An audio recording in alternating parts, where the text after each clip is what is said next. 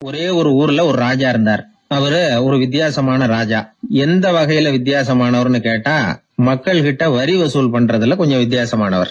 மற்ற மன்னர்கள் மாதிரி ஒரு நேரடியா வரி வசூல் பண்றது இல்ல, கொஞ்சம் மறைமுகமா அதை பண்ணுவார். அது எப்படின்னா, ஒவ்வொரு குடிமக்களுக்கும் மாசம் ஒரு மரக்கால் நெல்லு மக்கள் கொடுக்கறது இல்ல, ராஜா மக்களுக்கு கொடுப்பார்.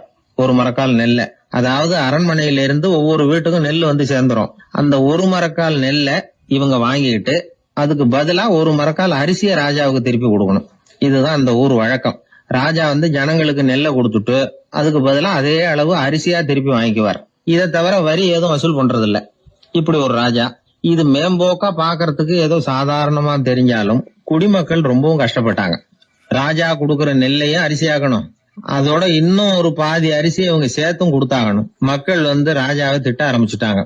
இந்த ராஜா எப்ப சாவார் அப்படின்னு எதிர்பார்க்க ஆரம்பிச்சுட்டாங்க. ஏன்னா ரொம்ப கஷ்டப்படுத்துறாரு அப்படின்னு. பல பேர் அந்த ஊர்ல வீட்டை காலி பண்ணிவிட்டு வெளி தேசத்துக்கு போயிட்டாங்க.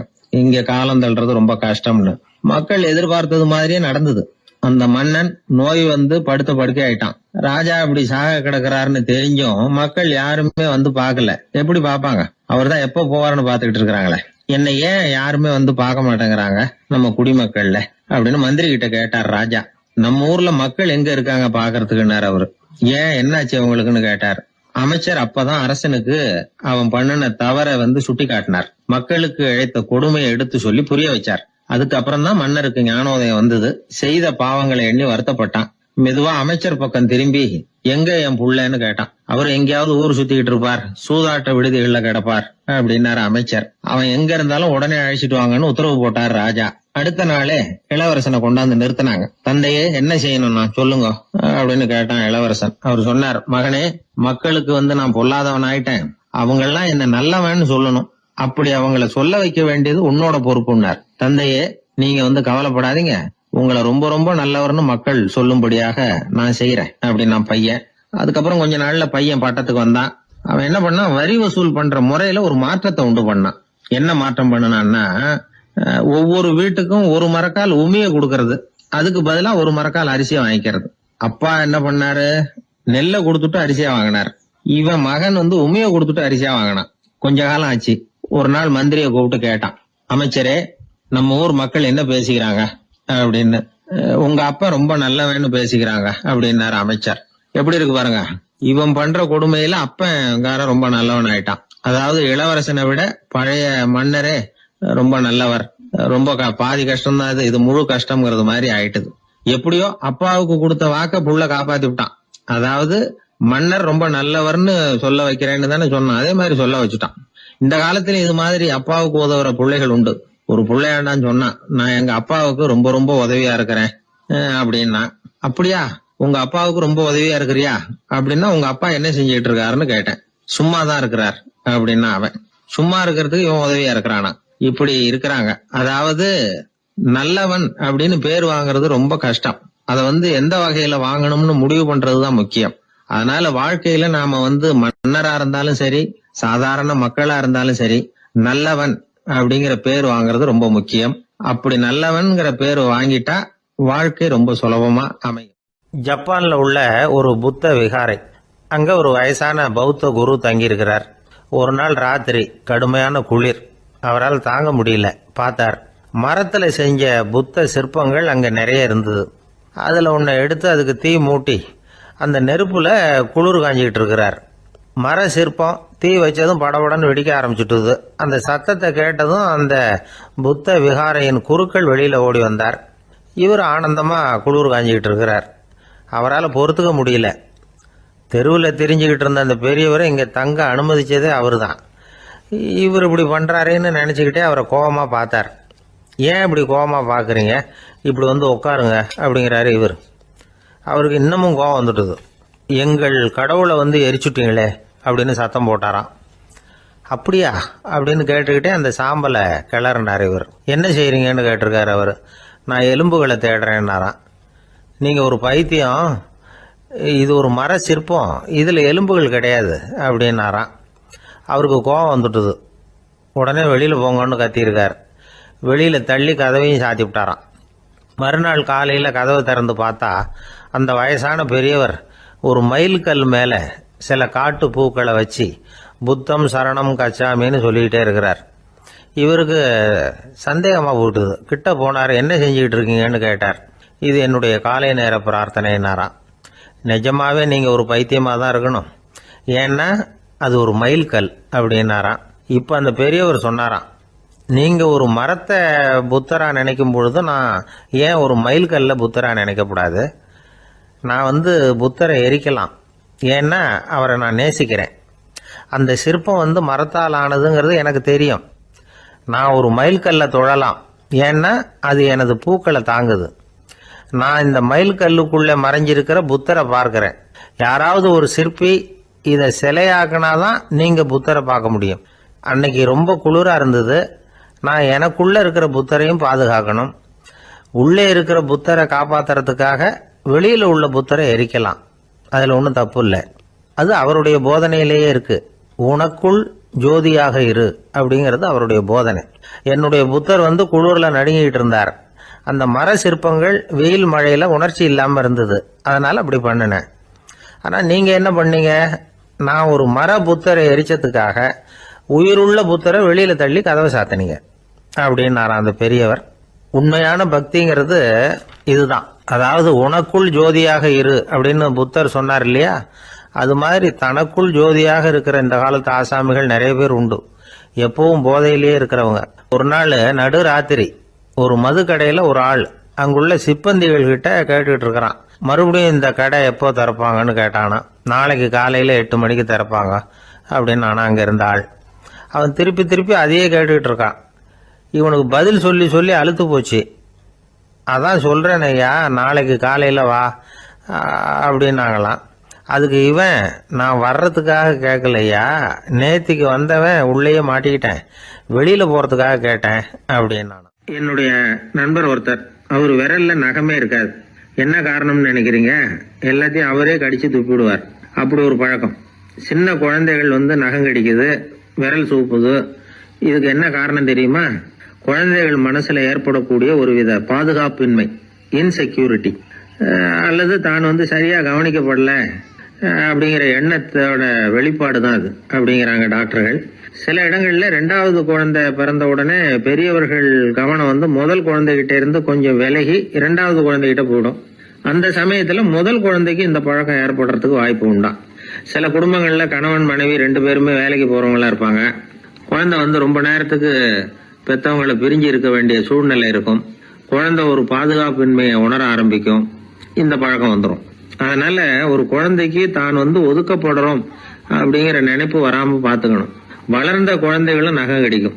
வயசானவங்க கிட்டையும் இந்த பழக்கம் இருக்கும். இது ஒரு மனச்சிதைவின் வெளிப்பாடு அப்படிங்கிறாங்க மனநல நிபுணர்கள். அம்மா அப்பா திட்டினாலும் சரி, அல்லது ஆசிரியர் திட்டினாலும் சரி, இந்த பழக்கம் வந்துடும். நாம தவறு பண்ணிட்டோம் அப்படிங்கிற நினைப்பு வர்ற சமயம் நகம் கடிக்க ஆரம்பிச்சிருவோம். ஏதோ ஒண்ணு அடையணும் அப்படின்னு நினைக்கிறோம், அதை அடைய முடியல. இப்படி ஒரு ஏக்கம் வர்ற சமயத்திலேயும் சில பேர் நகத்தை கடிக்க ஆரம்பிச்சிருவாங்க.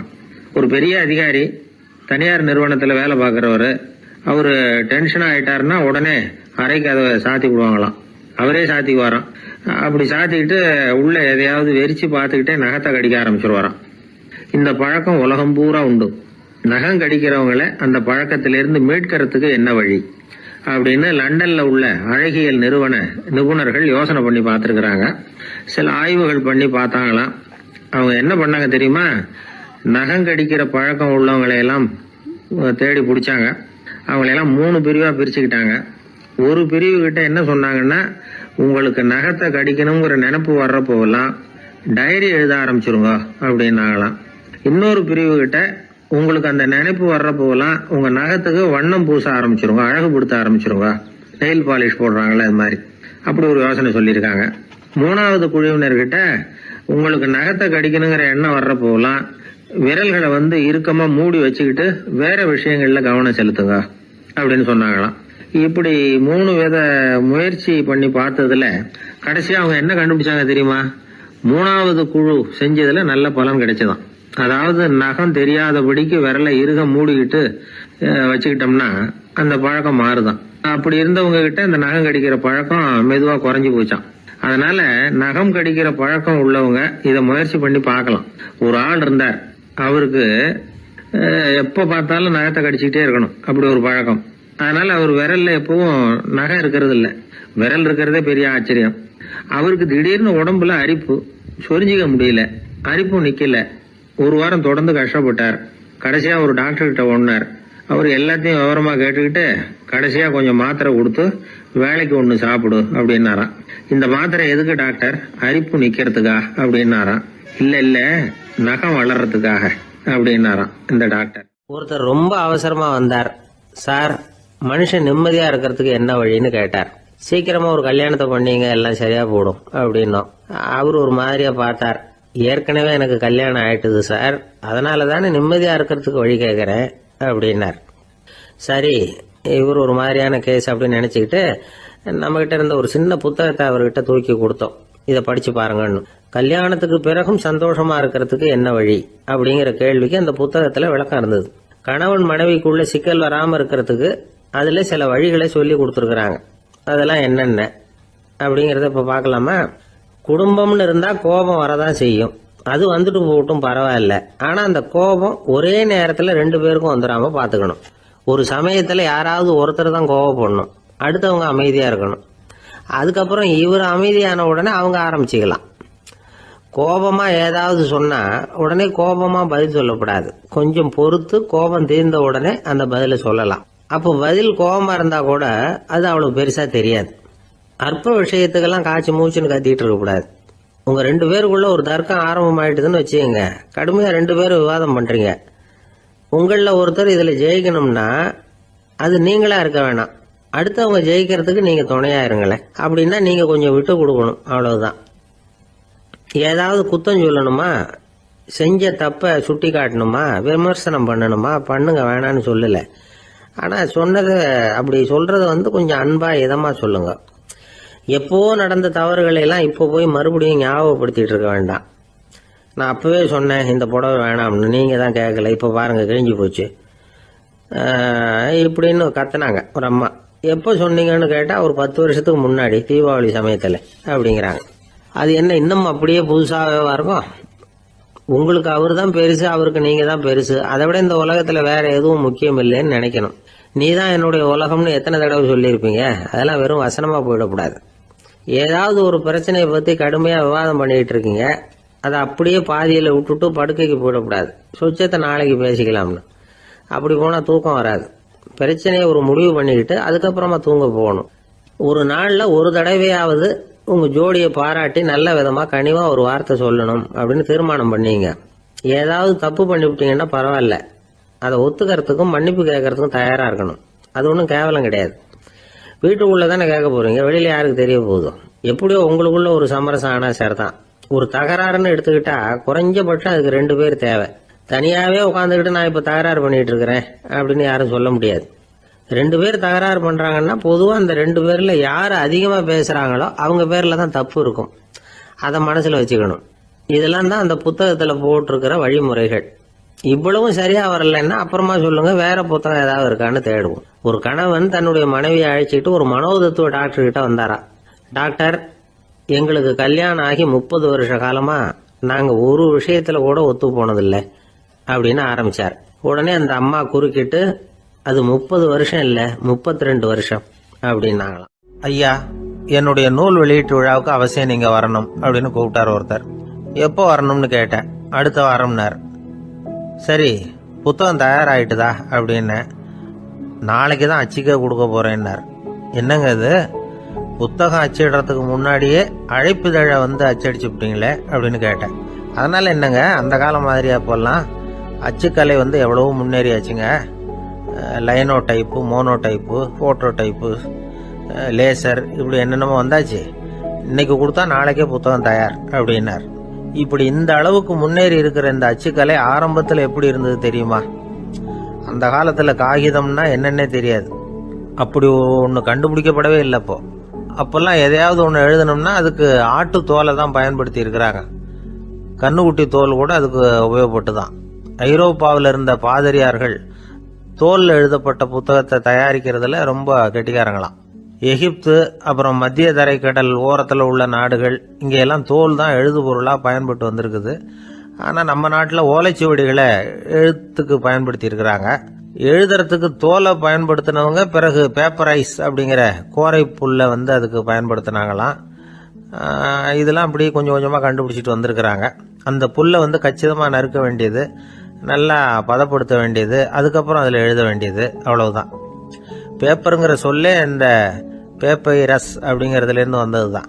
அதுக்கப்புறம் தான் காகிதம் வந்தது. இதை முதல்ல சீன நாட்டில் தான் கண்டுபிடிச்சாங்க. அது வந்த பிறகு அச்சு எந்திரம் கண்டுபிடிக்க வேண்டிய அவசியம் ஏற்பட்டது.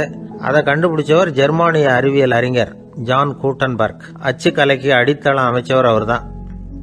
ஜெர்மனியில் மெயின்ஸ் அப்படிங்கிற ஊரில் 1399 பிறந்தார். அவரோட மாமன் ஒருத்தர் உலோக வேலையில் வல்லவர். அவர்கிட்ட இந்த வேலையை கற்றுக்கிட்டார்.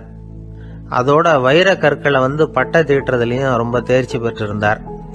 இளம் வயசுலேயே சும்மா இருக்க மாட்டாராம். எதை செஞ்சாலும் அதை திறமையாக செய்வாராம். அவர் தான் முதல்ல மர அச்சு எழுத்துக்களை உருவாக்கினார். அது மேலே மை தடவி பிரதிகள் எடுத்தார். அதுக்கப்புறம் உலோக எழுத்துக்கள், முதல்ல காரியம், அப்புறம் இரும்பு, அப்புறம் கலப்பு உலோகம், பிறகு அச்சடிக்கிறதுக்கு எந்திரம் ஒன்றையும் உருவாக்கினார். முதல்ல பைபிள் அச்சடித்தார். 1468 அவர் இறந்து போனார்.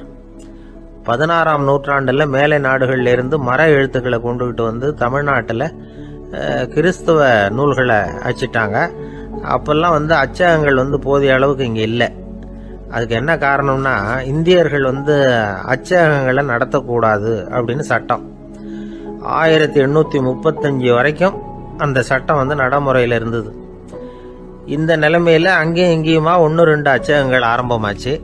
1713 தரங்கம்பாடியில் லூத்தரன் மிஷன் அச்சகம், அதே ஆண்டில் சென்னையில் எஸ்பிசிகே அச்சகம். இது ரெண்டும் தான் இந்தியாவில் முதல்ல தொடங்கப்பட்ட அச்சகங்கள். ஆட்டுத்தோல்லையும் ஓலைச்சுவடியிலையும் எழுதப்பட்ட எழுத்துக்கள் இன்னைக்கு எங்கேயோ போயிட்டுது. ஆனால் நம்ம ஊரில் எழுத்தாளர்கள் நிலைமை தான் ஒன்றும் சொல்லிக்கிறது மாதிரி இல்லை. நம்ம ஆள் ஒருத்தர் சொன்னார், சார் நான் சொந்தத்தில் ஒரு அச்சாபீஸ் வச்சுருந்தேன், இப்போவும் வச்சிருக்கிறேன். அதனால் என்னுடைய படைப்புகளை புத்தகமாக வெளியிடுறதுல எனக்கு ஒன்றும் கஷ்டம் இல்லை. வருஷத்துக்கு ஒரு புத்தகம் எழுதி வெளியிட்டுருவேன். 15 வருஷமாக இலக்கிய உலகத்துக்கு இப்படி சேவை செஞ்சுக்கிட்டு வர்றேன். ஆனால் இந்த வருஷம்தான் வாசகர்கள் வந்து எனக்கு பாராட்டு விழா நடத்தி இருக்கிறாங்க அப்படின்னார். இந்த வருஷம் அப்படி என்ன விசேஷம் அப்படின்னு கேட்டோம். இந்த வருஷம்தான் நான் எந்த புத்தகம் எழுதி வெளியிடாமல் இருந்தேன், அதுக்காகத்தான் எனக்கு இந்த பாராட்டு விழா அப்படின்னார். ஒரு சின்ன பையன் வந்தான். அவனை பார்த்து ஒரு கேள்வி கேட்டோம். ஏன்ப்பா உங்கள் வீட்டில் அம்மா புத்திசாலியா அப்பா புத்திசாலியா அப்படின்னு. அவன் அலட்சியமாக நம்மளை பார்த்து சிரிக்கிறான். என்ன சார் இது, இந்த காலத்தில் இது கூட தெரியாமல் இருக்கிறீங்களே அப்படிங்கிறான். ஒரு சின்ன பையன் நம்மளை பார்த்து இப்படி கேட்டு விட்டானே அப்படின்னு நினைக்கிறப்போ நமக்கு ஒரு மாதிரி ஆகிடும். அதுக்கப்புறம்தான் இந்த தாத்தா பாட்டியெல்லாம் சொல்கிற ஒரு கதை ஞாபகத்துக்கு வந்தது. அது என்ன கதை தெரியுமா? ஒரு ஊரில் ஒரு அம்மாவும் பிள்ளையும் இருந்தாங்களாம். அந்த மகனுக்கு திடீர்னு தேசாந்திரம் போய் வரணும்னு ஆசை வந்துட்டுது. ஊராக போய் சுற்றி பார்க்கணுங்கிற ஆசை. அந்த அம்மாவுக்கு இது பிடிக்கல. மகனை பிரிஞ்சு இருக்கிறதுக்கு அவங்க மனசு இடம் கொடுக்கல. வேணாப்பான்னு சொல்லி பார்த்தாங்க, அவன் கேட்கல. திடீர்னு புறப்படவும் செஞ்சுட்டான். சரி, இனிமேல் அவனை தடுக்க முடியாதுன்னு முடிவு பண்ணிக்கிட்டாங்க அந்த அம்மா. இருந்தாலும் புத்திசாலித்தனமாக ஒரு யோசனை பண்ணாங்க. மகனை கிட்டத்தில் கூப்பிட்டாங்க. அவங்ககிட்ட சொன்னாங்க, இதை பாருப்பா, நீ தேசாந்திரம் போகிறதுன்னு தீர்மானம் பண்ணிவிட்ட, அதை நான் தடுக்கலை, போயிட்டு வந்துடும். ஆனால் போகிறதுக்கு முன்னாடி எனக்கு ஒரு வாக்குறுதி கொடுத்துட்டு போ அப்படின்னாங்க. போகிறப்போ ராத்திரியாக இருந்தாலும் பகலாக இருந்தாலும் சரி, புளிய மரத்து நிழலில் தான் தங்கணும். திரும்பி வர்றப்போ இரவும் பகலும் நீ வந்து வேப்ப மரத்து நிழல்லே தங்கணும் அப்படின்னாங்க. சரி, அப்படியே செய்கிறேன்னு சொல்லி வாக்குறுதி கொடுத்தான் பையன். புறப்பட்டு போனான். போகிற வழியில் புளிய மரத்து நிழல்லே தங்கினான், தூங்கினான். அப்படி போய்கிட்டே இருந்தான். 7ஆவது நாள் அவன் உடம்பு சுகமில்லாமல் போயிட்டுது. ரொம்பவும் பலவீனமாயிட்டான். இனிமேல் நடக்க முடியாதுங்கிற நிலைமை வந்துட்டுது. யோசிச்சு பார்த்தான். சரி, இதுக்கு மேலே வந்து போக வேண்டாம் அப்படின்னு முடிவு பண்ணிட்டு திரும்பி வர ஆரம்பிச்சுட்டான். திரும்பி வர்றப்போ வழியில் வேப்ப மரத்து நிழல்லையே தங்கி வந்தான். நாளுக்கு நாள் உடம்பு சரியாக வந்துட்டுது. 7ஆவது நாள் வீட்டுக்கு வந்து சேர்றான். உடம்பு பழையபடியே கலகலப்பாயிட்டுது. பூரண சுகம். தேசாந்திரம் போன பையன் திரும்பி வந்துட்டானே அப்படின்னு அந்த அம்மா ஆச்சரியப்படலை. ஏன்னா அவங்களுக்கு தெரியும் இப்படி ஆகும்னு. பையன் சீக்கிரமாக திரும்பி வரணுங்கிறதுக்காக தான் அவங்க அந்த யோசனையை சொன்னாங்க. என்ன விஷயம்ங்கிறதையும் அவங்களே சொன்னாங்க. மகனே, புளிய மரத்து நிழல் உடம்புக்கு உஷ்ணத்தை கொடுக்கும், சீக்க உண்டாக்கும். அதனால நீ தொடர்ந்து புளிய மரத்து நிழலில் தங்கினாவே நோய்க்கு ஆளாயிட்டதுனால நல்ல பயணத்தை முடிச்சுக்கிட்டு திரும்பி வரணுங்கிற முடிவுக்கு வந்துட்ட. திரும்பி வர்றப்போ நீ தங்கினது வேப்ப மரத்து நிழல். அது உடம்புக்கு குளிர்ச்சியை தரக்கூடியது, நோயை தீர்க்கக்கூடியது. அதனால சுகமா வீட்டுக்கு சேர்ந்துட்ட. உன்னோட தேசாந்திர பயணத்தை தடுக்கிறதுக்காக தான் இப்படி பண்ணினேன் அப்படின்னாங்களாம் அந்த அம்மா. பார்த்தீங்களா அம்மாவோட புத்திசாலித்தனத்தை?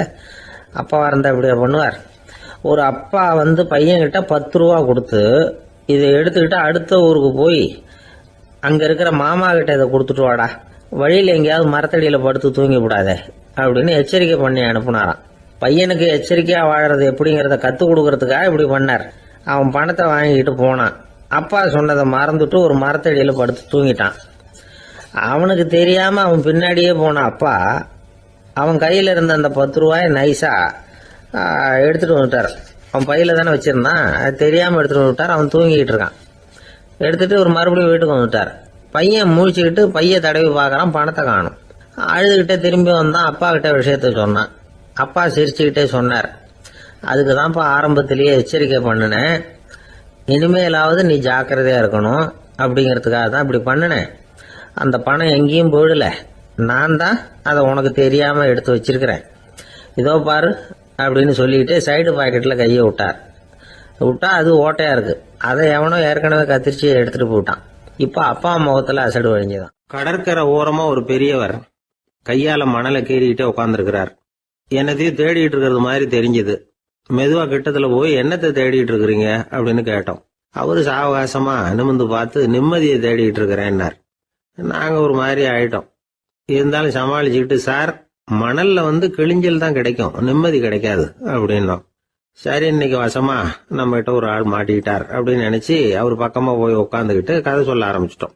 ஒரு பெரிய மன்னர் இருந்தார். அவருக்கு எல்லா வசதியும் இருந்தது. இருந்தாலும் ஒரே ஒரு குறை. அது என்னன்னா நிம்மதி இல்லைங்கிற குறை. அரண்மனையில தினமும் கலை நிகழ்ச்சி, நாட்டியம் எல்லாம் நடந்துகிட்டு தான் இருந்தது. இருந்தாலும் நிம்மதி இல்லை. சரி, நிம்மதி எங்க கிடைக்கும் அப்படின்னு தேட ஆரம்பிச்சார். உடனே அதுக்கான முயற்சிகள்ல தீவிரமா இறங்கினார். நாட்டுல உள்ள தத்துவ மேதைகளை எல்லாம் கூப்பிட்டுட்டு வர சொன்னார். எல்லாரும் சேர்ந்தாங்க. அவங்கள பார்த்து நிம்மதி எங்க இருக்குது அப்படின்னு விசாரிச்சார். அவங்களுக்கு அது தெரிஞ்சா ஏன் இப்படி ராஜா முன்னாடி நின்றுட்டு இருக்க போறாங்க? ராஜாவோட கேள்விக்கு ஒவ்வொருத்தரும் ஒவ்வொரு மாதிரி விளக்கம் கொடுக்க ஆரம்பிச்சிட்டாங்க. எந்த பதிலும் ராஜாவுக்கு திருப்தி அளிக்கக்கூடிய அளவுக்கு இல்ல. சரி, போயிட்டு வாங்கன்னு சொல்லி அவங்கள எல்லாம் அனுப்பி வச்சுட்டார். ஒரு நாள் அவர் மாளிகையில உப்பரிகையில நின்றுட்டு இருக்கிறார். அந்த சமயத்துல தெருவுல ஒரு பிச்சைக்காரன் ரொம்ப உல்லாசமா பாட்டு பாடிக்கிட்டே போயிட்டு இருக்கிறான். குரல்ல ஒரு சந்தோஷம், நடையில ஒரு மிடுக்கு. அவன்கிட்ட கொஞ்சம் கூட கவலை இருக்கிறதா தெரியல. உடனே ராஜா அதை பார்த்தார். ஏவலாளிகளை கைதட்டி கூப்பிட்டார். உடனே ஓடி போய் அந்த பிச்சைக்காரனை இங்க அழைச்சிட்டு வாங்கன்னு உத்தரவு போட்டார். இவங்க உடனே ஓடி போய் அவனை கூப்பிட்டாங்க. அரண்மனைக்கு வாழ்ந்தாங்க. அவன் வரல. அரண்மனைக்குள்ள அடி எடுத்து வைக்க மாட்டேன்னு சொல்லிவிட்டான். ராஜா கிட்ட விஷயத்த சொன்னாங்க. அவருக்கு ரொம்ப ஆச்சரியம், இப்படி ஒரு ஆள் இருக்கிறானா அப்படின்னு. சரி, அவன் என்னதான் சொல்றான் அப்படின்னு விசாரிச்சார். இவன் மறுபடியும் தெருவுக்கு போய் கேட்டாங்க. என்ன பார்க்கணும்னா ராஜா விருப்பப்பட்டாருன்னா அவரை வேணும்னா இங்க வர சொல்லுங்க அப்படின்னு சொல்லிவிட்டான்.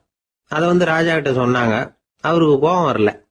இவ்வளவு சுதந்திர உணர்வோட இருக்கிறவன் சாதாரண ஆளா இருக்க முடியாது அப்படின்னு நினைச்சார். உடனே கிடுகிடுன்னு இறங்கி தெருவுக்கு வந்தார். பிச்சைக்காரங்கிட்ட போனார். நீ கவலைப்படாம சந்தோஷமா பாடிட்டு போறியே, அது எப்படி முடியுது உன்னால அப்படின்னு கேட்டார். ஏன் அப்படி கேக்குறீங்கன்னா, அவன் அதுக்கு இல்ல, எனக்கு அரண்மனையில எவ்வளவோ சுகபோகங்கள்லாம் இருக்கு, இருந்தாலும் நிம்மதி இல்ல. இது ஏன்னு எனக்கு தெரியல. இந்த தேசத்துல உள்ள அறிஞர்களை எல்லாம் கூப்பிட்டு கேட்டு பார்த்துட்டேன், அவங்களுக்கும் தெரியல. உன்னை கேட்டா தெரியும்னு நினைச்சேன், அதனாலதான் சந்திக்கிறதுக்கு ஆசைப்பட்டேன். ஆனா நீ வரமாட்டேன்னுட்டியே அப்படின்னார். பிச்சைக்காரன் கடகடன்னு சிரிக்க ஆரம்பிச்சுட்டான். மகிழ்ச்சிக்கும் உங்களுக்கும் தடையா இருக்கிறது இந்த மாளிகை தான். இதை விட்டுட்டு வெளியில வந்துட்டா நிம்மதி தேடிட்டு வந்துரும்னா. நான் அரசன், எனக்குன்னு கடமைகள் இருக்கு, அதையெல்லாம் விட்டுட்டு எப்படி வர முடியும்னார் ராஜா. ரெண்டும் ஒரே நேரத்துல கிடைக்கணுங்கிறது முடியாத காரியம். உங்க சுகபோகத்துக்கு விலையாதான் உங்க நிம்மதியை கொடுத்துக்கிட்டு இருக்கிறீங்க. என்ன பாருங்க, என்கிட்ட எதுவும் இல்லை, அதனால எதுவும் போயிடுமோங்கிற பயமும் இல்ல, நிம்மதியா இருக்கிறேன் அப்படின்னா அவன். ராஜா உடனே சந்தோஷப்பட்டு தன்னுடைய மேலங்கியை எடுத்து அவனுக்கு பரிசா கொடுத்தாரான். அவன் சிரிச்சுக்கிட்டே அதை வாங்க மாட்டேன்னு விட்டானான். இதை நீங்க எனக்கு கொடுக்கறதுனால எந்த பயனும் இல்லை, அதே நேரத்துல அதை வாங்கிட்டேன்னா அடுத்த வினாடியிலிருந்து அதை எப்படி காப்பாத்துறதுங்கிற கவலை எனக்கு வந்து சேர்ந்துரும். அப்புறம் தூக்கம் வராது, நிம்மதி போயிடும் அப்படின்னு நானா சொல்லிவிட்டு அவன் பாட்டுக்கு சந்தோஷமா பாடிக்கிட்டே போயிட்டான். நிம்மதி எங்க இருக்குங்கிறதையும் ராஜா தெரிஞ்சுக்கிட்டார். அந்த இடத்துக்கு தன்னால போக முடியாதுங்கிறதையும் அவர் புரிஞ்சுக்கிட்டார். இப்படி இந்த கதைய அந்த கடற்கரையில மணலை கீறிக்கிட்டே உட்கார்ந்துருந்தார அந்த பெரியவர்கிட்ட சொல்லி முடிச்சோம். அவர் முகத்துல ஒரு தெளிவு தெரிஞ்சது. எங்களை நிமிர்ந்து பார்த்தார்.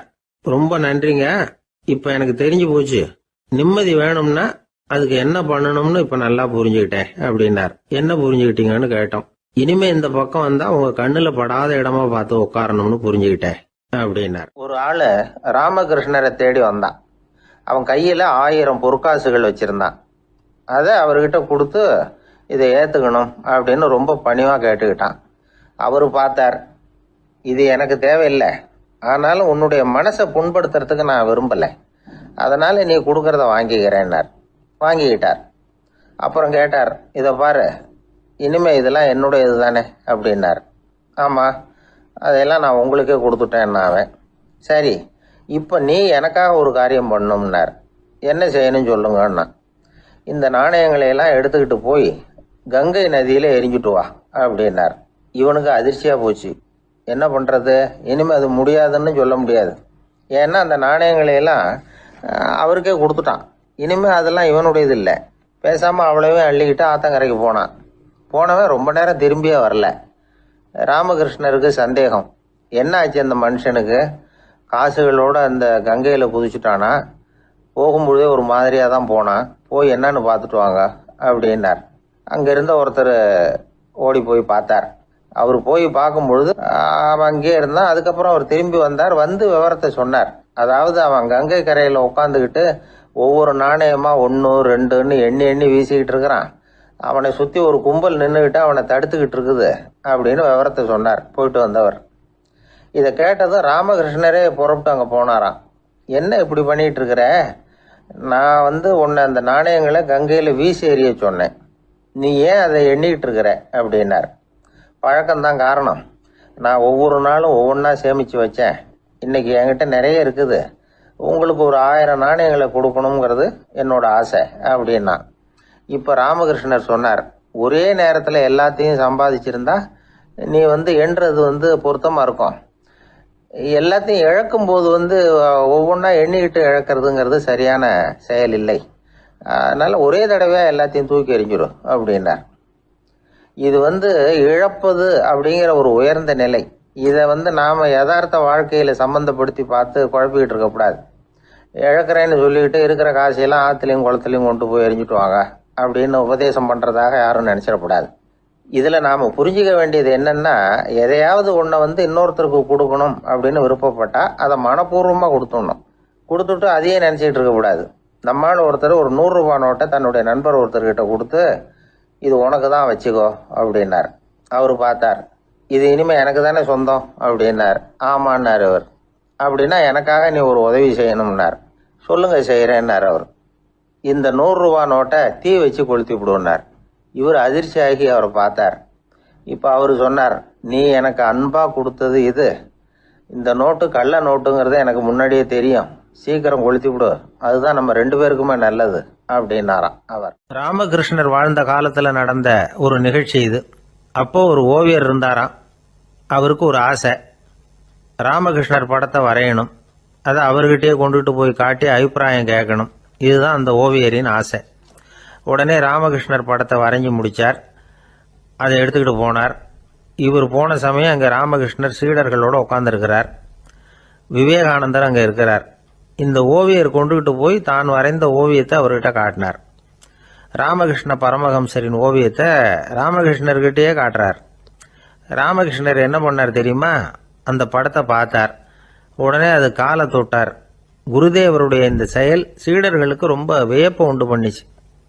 சில பேர் மனசுக்குள்ளேயே ரொம்ப குழம்பி போக ஆரம்பிச்சிட்டாங்க, என்ன இப்படி பண்றாருன்னு. என்ன இது அவரோட படம், அவரே அவரோட படத்தின் காலை தொடுறார் அப்படின்னு யோசிச்சாங்க. சில பேர் ஒன்றும் புரியாம ஒருத்தர் பார்த்து சிரிச்சுக்கிட்டாங்க. அந்த இடத்துல சீடர்கள் மட்டும் இல்லை, சீடர் அல்லாத பல பேர் இருந்தாங்க. தன்னுடைய காலை தானே தொடர இவருடைய செயல் பற்றி என்ன நினைக்கிறது அப்படின்னு அவங்களும் குழம்பி போய் நிற்கிறாங்க. அந்த படத்தை வரைஞ்சி அவர்கிட்ட காட்டின அந்த ஓவியருக்கும் அதிர்ச்சி. இருந்தாலும் அவர் சீடர் கிடையாது. அதனால கொஞ்சம் துணிச்சலை வரவழைச்சிக்கிட்டு கேட்டார், என்னங்க இது, என்னால் என்னுடைய கண்களையே நம்ப முடியல. இது உங்க சொந்த உருவப்படம், நீங்க உங்க சொந்த கால்களையே தொடுறீங்க, இது எங்களுக்கு கொஞ்சம் சங்கடமா இருக்குதே அப்படின்னார்.